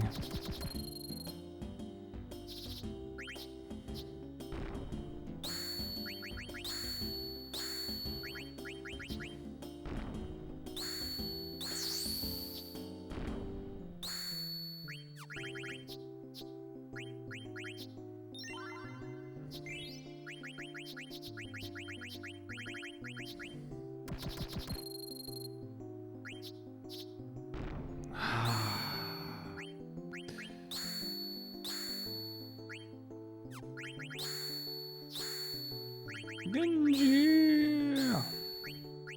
Oh, this is not great. Haha! You can't beat my Genji.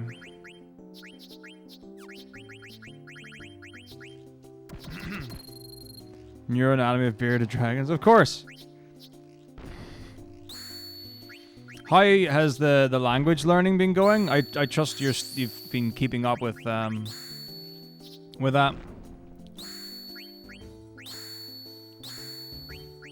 Give me cat. Give me fuel, give me fire, give me that which I desire. Ooh.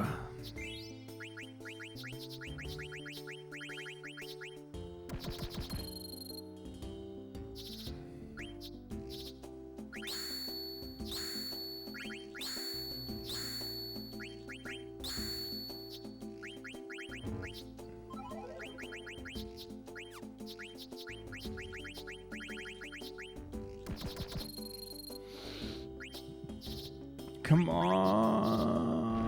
Where's the Armstrong? Can you?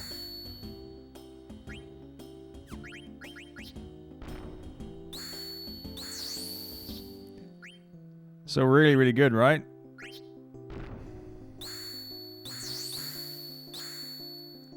Yeah. Could obviously only mean that.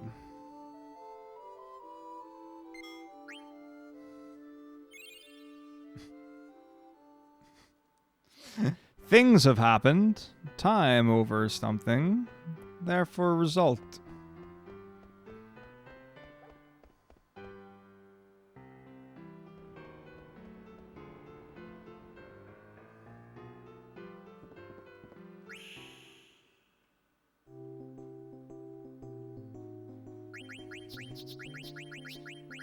Let's give the innkeeper a few goes. 3 chances, innkeeper. No more. 1.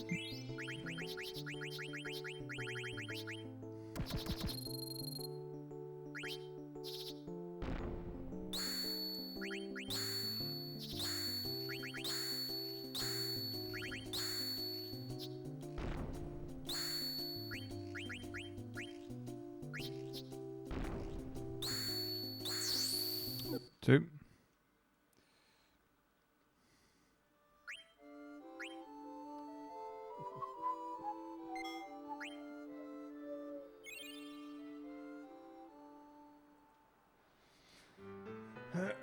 It's going grand. I mean, it's going as fast as it goes. There's like nothing I can do about it.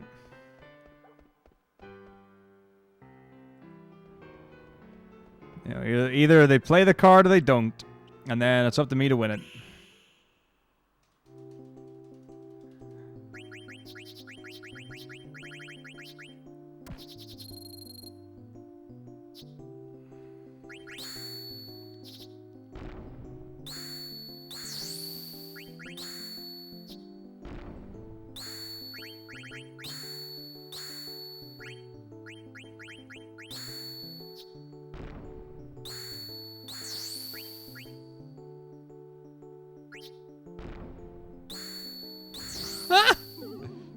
Amazing.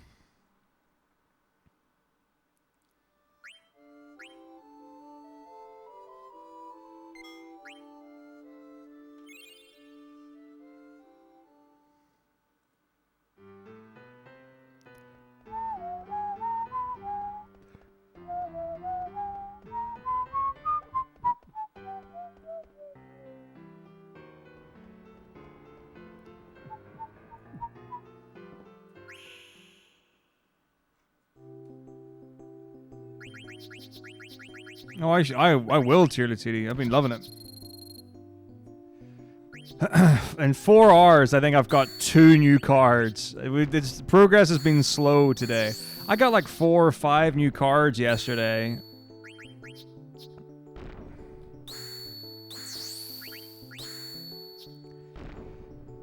Today, the uptake's been a little lighter. Just a little lighter.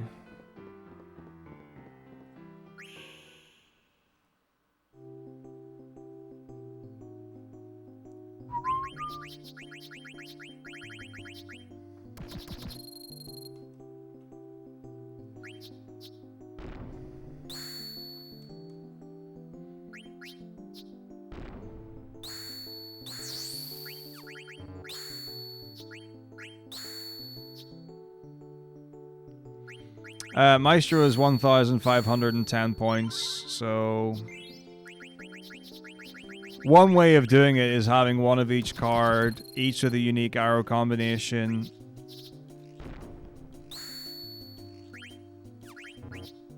And then 10 X cards to get the 10 points that are left over from that.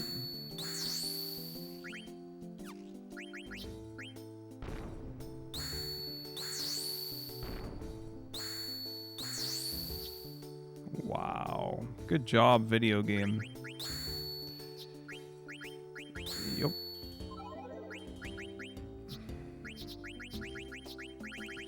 But if I have more X cards than A cards, then I don't need as many unique arrow combinations. For example.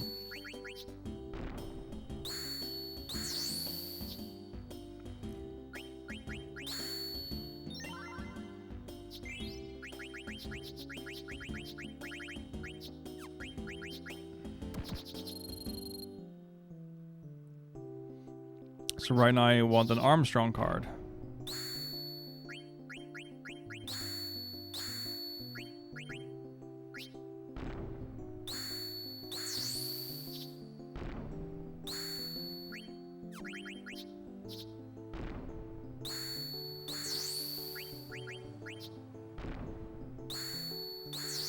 Wow, amazing.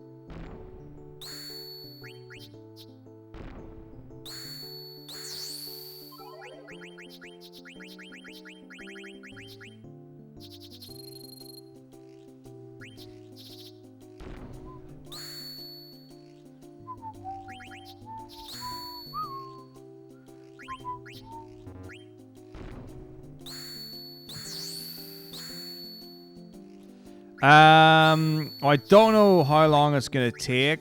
Oh gosh, that's yeah. So I think I'll probably just stop. Also, it's results tomorrow in school. GCSE results, so...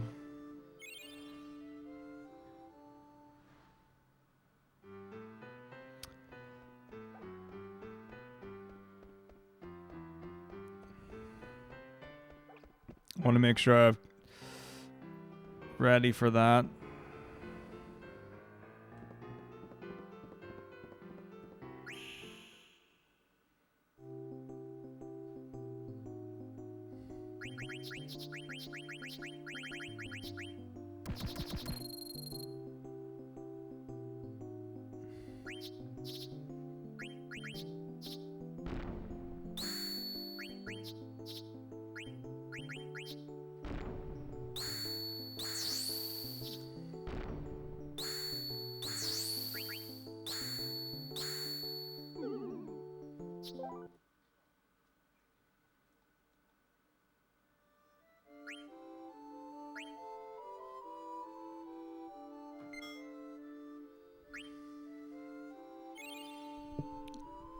Of course. Well, the A-level results were yesterday, so hopefully all the ones who are of legal drinking age have already done that. And from what I understand, what's it like, results are the highest they've been in England since forever or something like that? Because of course they are.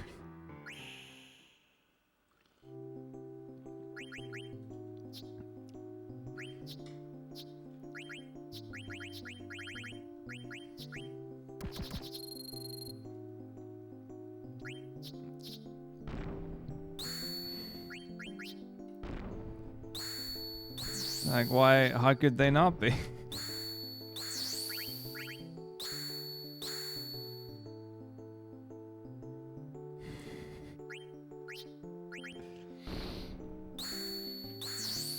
Well, the proof will be in their university experience or higher education experience, surely.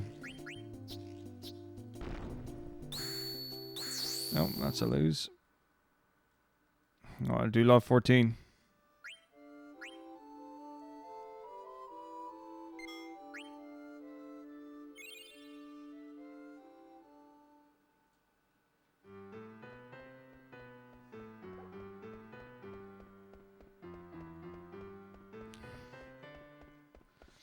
Well, they've got cards in 14. Not Tetramaster, but it's all good.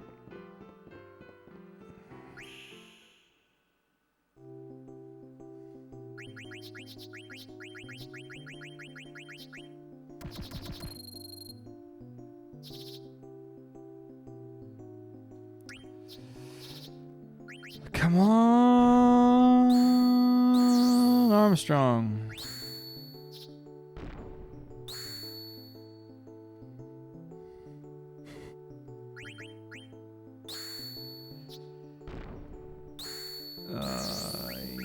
Yikes.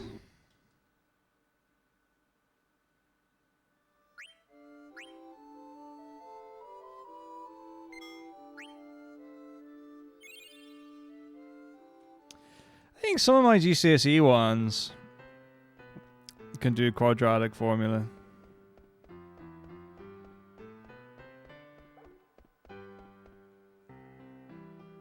Yeah, should be able to.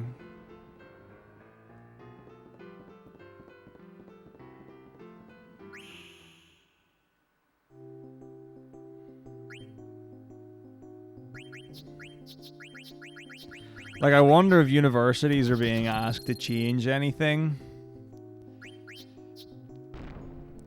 or make adaptations to curriculum for first years coming in this academic year.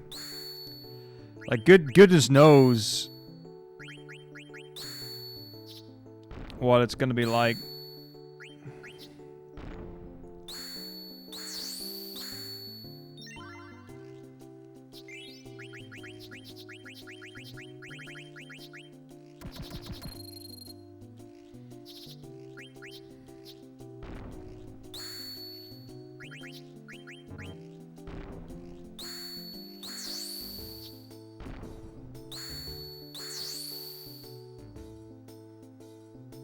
Oh, yeah, yeah. I know exactly that, yeah.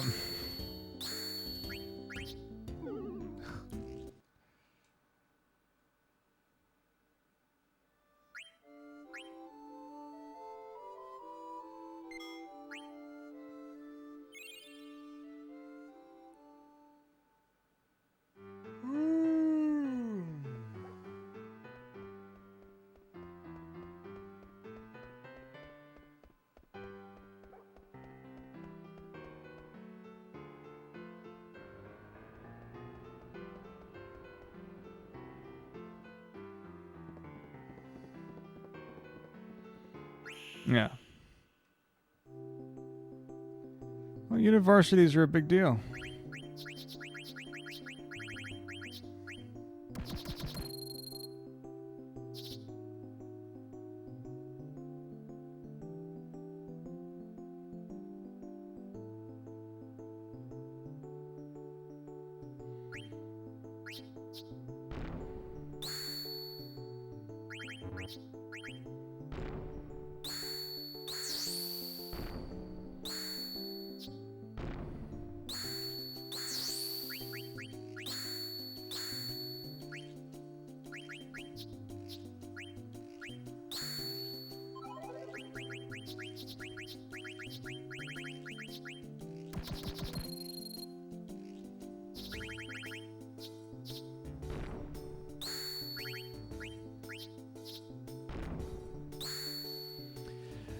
Today's definitely been a better day than what yesterday was. But in terms of the success of the cards, not being as good as yesterday was. That's for sure.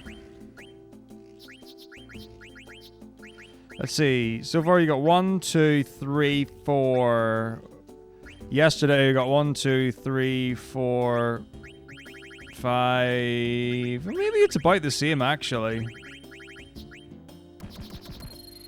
Maybe I am.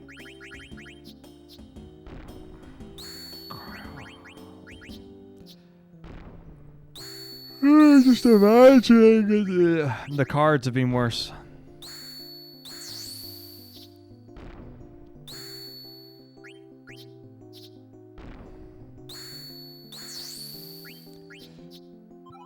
I mean, I can do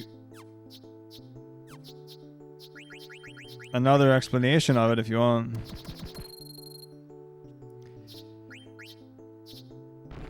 So I've done, there's a full explanation early on in the stream from today.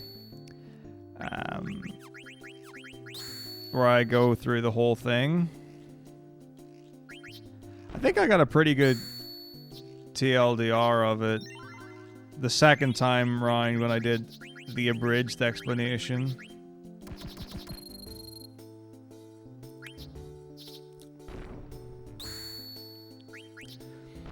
But generally, so the way it works is each card has got 4 values. Oh dear, this is bad, but it'll be fine. The first value is your attack, the second value is your type, the third value is your physical defense, and the fourth value is your magic defense. Oh, I got it perfect.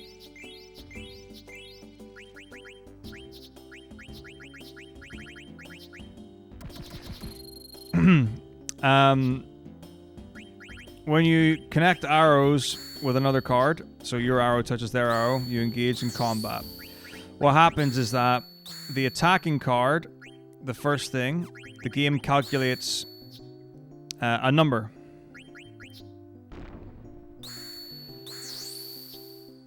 And that will be based on your first value. So let's say your first value is 0, works in a hexadecimal system. So you'll get a number between 1 and 15.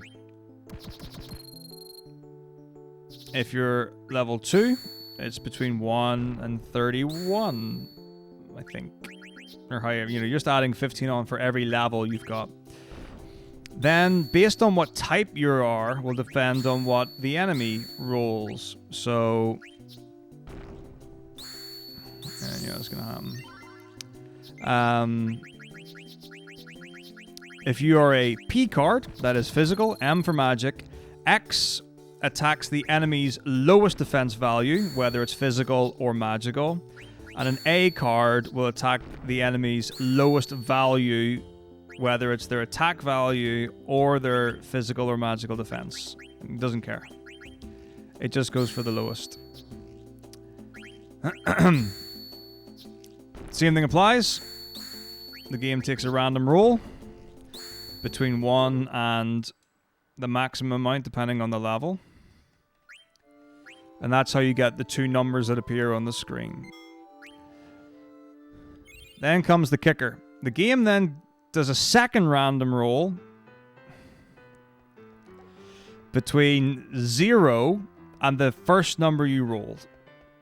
It then subtracts that number from the first number you rolled, and that's what your result is.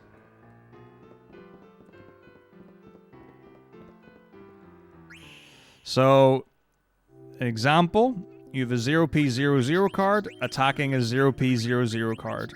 0 physical attack, 0 physical defense, 0 magical defense. You attack the enemy, and let's say you get a really nice roll of 15. So that's 15 physical attack. And let's say the enemy rolls a 5 physical defense, because they're physical typing. So you get a 15, they get a 5. Then you roll a random number between 0 and that number. So let's say you roll a 15. Well, 15 take away 15 is 0. So your final number will be 0, even though you rolled a 15 to start.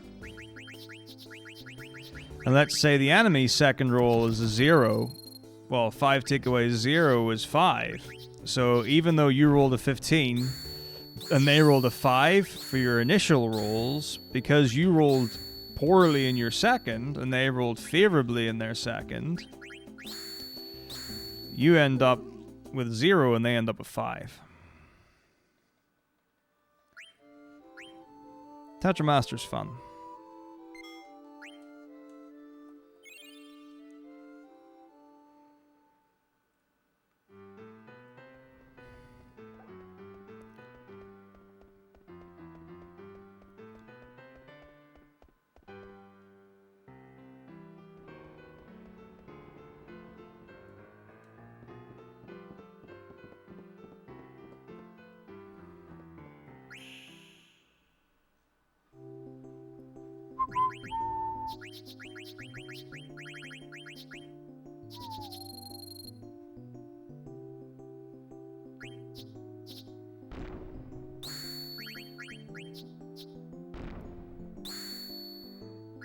Ooh, you're welcome.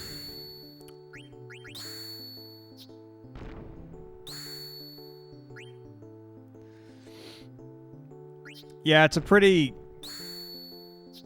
interesting system. It certainly isn't like necessarily intuitive as to what you would think, because it's like,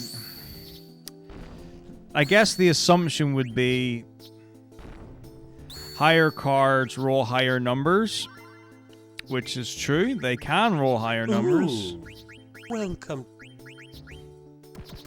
Thanks to those Chris Rays. But the thing I think that gets most people is like, how do you go from the first number that appears on the screen to the second number? Because a lot of the time it's like, well, hang on a minute. How did I go from 50 or more down to 5 and they went from 20 down to 18?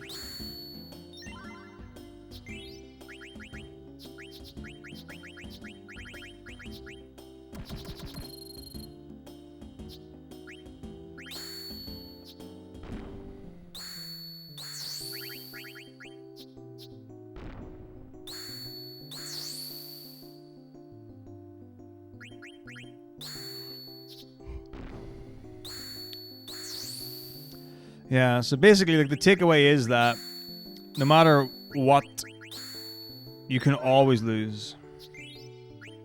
Wait, for the week? Is it like some sort of holiday in Italy, GTA? Or is this one of an unusual store that's only open like 3 days a week?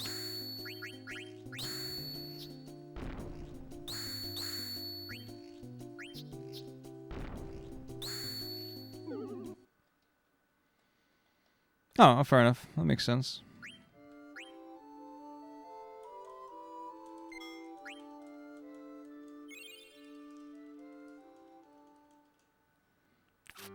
Me? No, I don't get annoyed. I love this. Alright, maybe 3 more games. How are you going to survive with no fresh ingredients? Those pizzas can't cook themselves.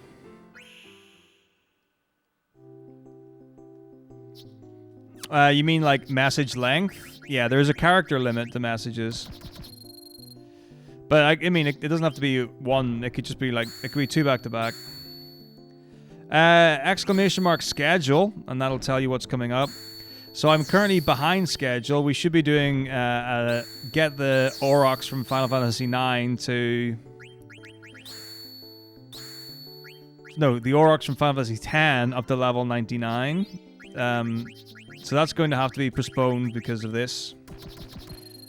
Just being pushed back. But in 2 weeks' time, I'm doing a side game marathon where I quote-unquote speedrun all the side games, which will be really good fun.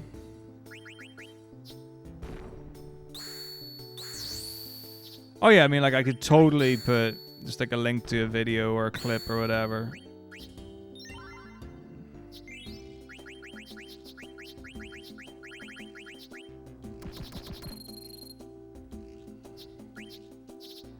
Come on, play the Armstrong. Play the Armstrong.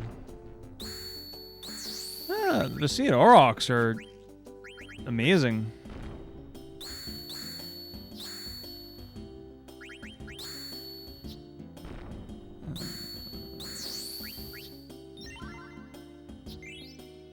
I haven't got the typo yet. In fact, it's unlikely I'll get to typo. I also need to buy it. That's really important. I haven't got around to that yet. Should probably do that. Yeah, there's some of them where, like, I don't have enough time to learn. So... Oh, I can totally do PC this time and then get console version for future go. The stipulation, or the rule set for the marathons is always play on original version.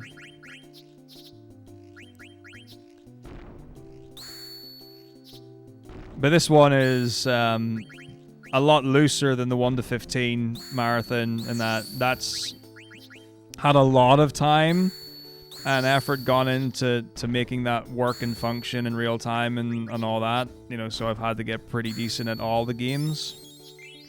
This one is a bit of a free-for-all, let's just have a good time playing games that have got Final Fantasy in the name that are absolutely not Final Fantasy games.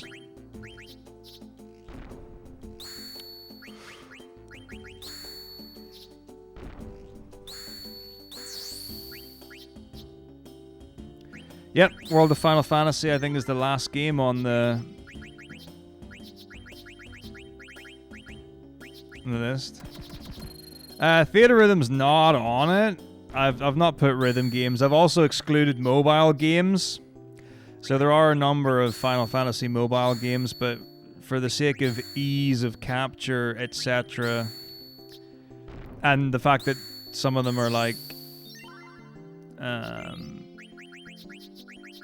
gacha games that don't really have like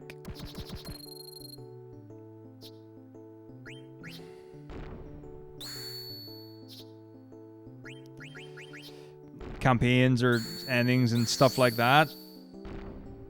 You know? Like, there is... Like, Brave Exvius, I think, has a campaign. But, like, Opera Omnia and stuff, I don't really know what there would be to do. So, I've just made a blanket decision to not do any mobile games. Because there's, like, a tower defense game. And stuff. But yeah, you could speedrun anything. That's the rule.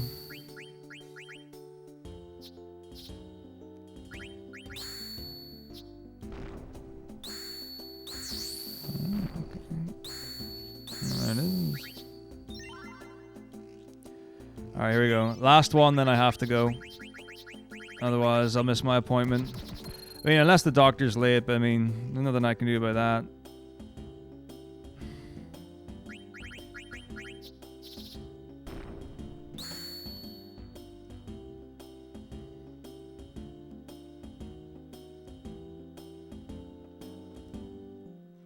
I tell you, like, the one that's actually the best is, like, Jasu's good, but it's a doctor's appointment.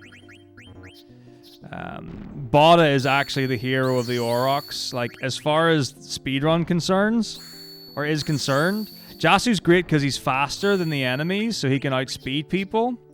But Bada is the one that... He's the one that, he's the one that actually defends stuff that you need.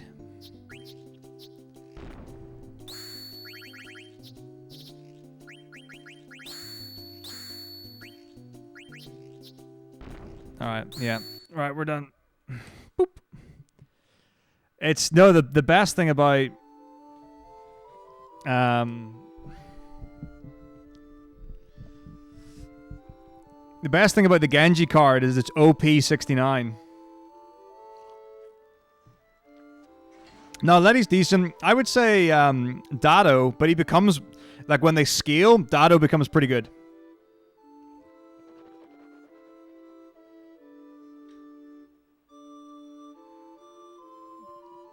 Keepa starts off pretty bad and then becomes a really good goal, or like attacker.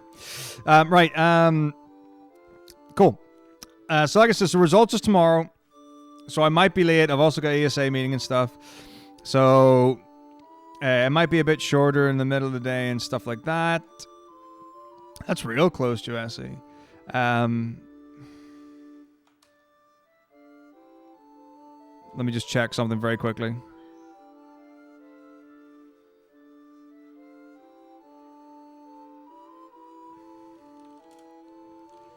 Because I'm looking at...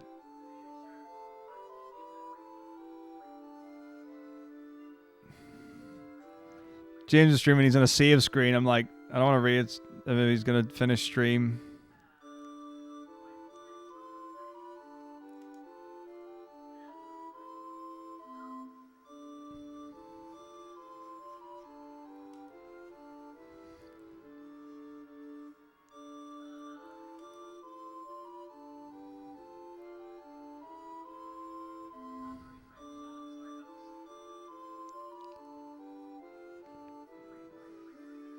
Yeah, well, I'm just...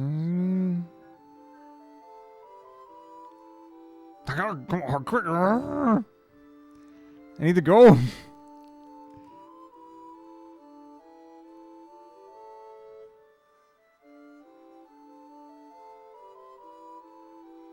I can't really tell. I know Kaya's 13 run ended. Alright. Ah. Oscar it is. Bamf. Right. Alright, my dudes. Thanks for hanging out. I'll be back tomorrow.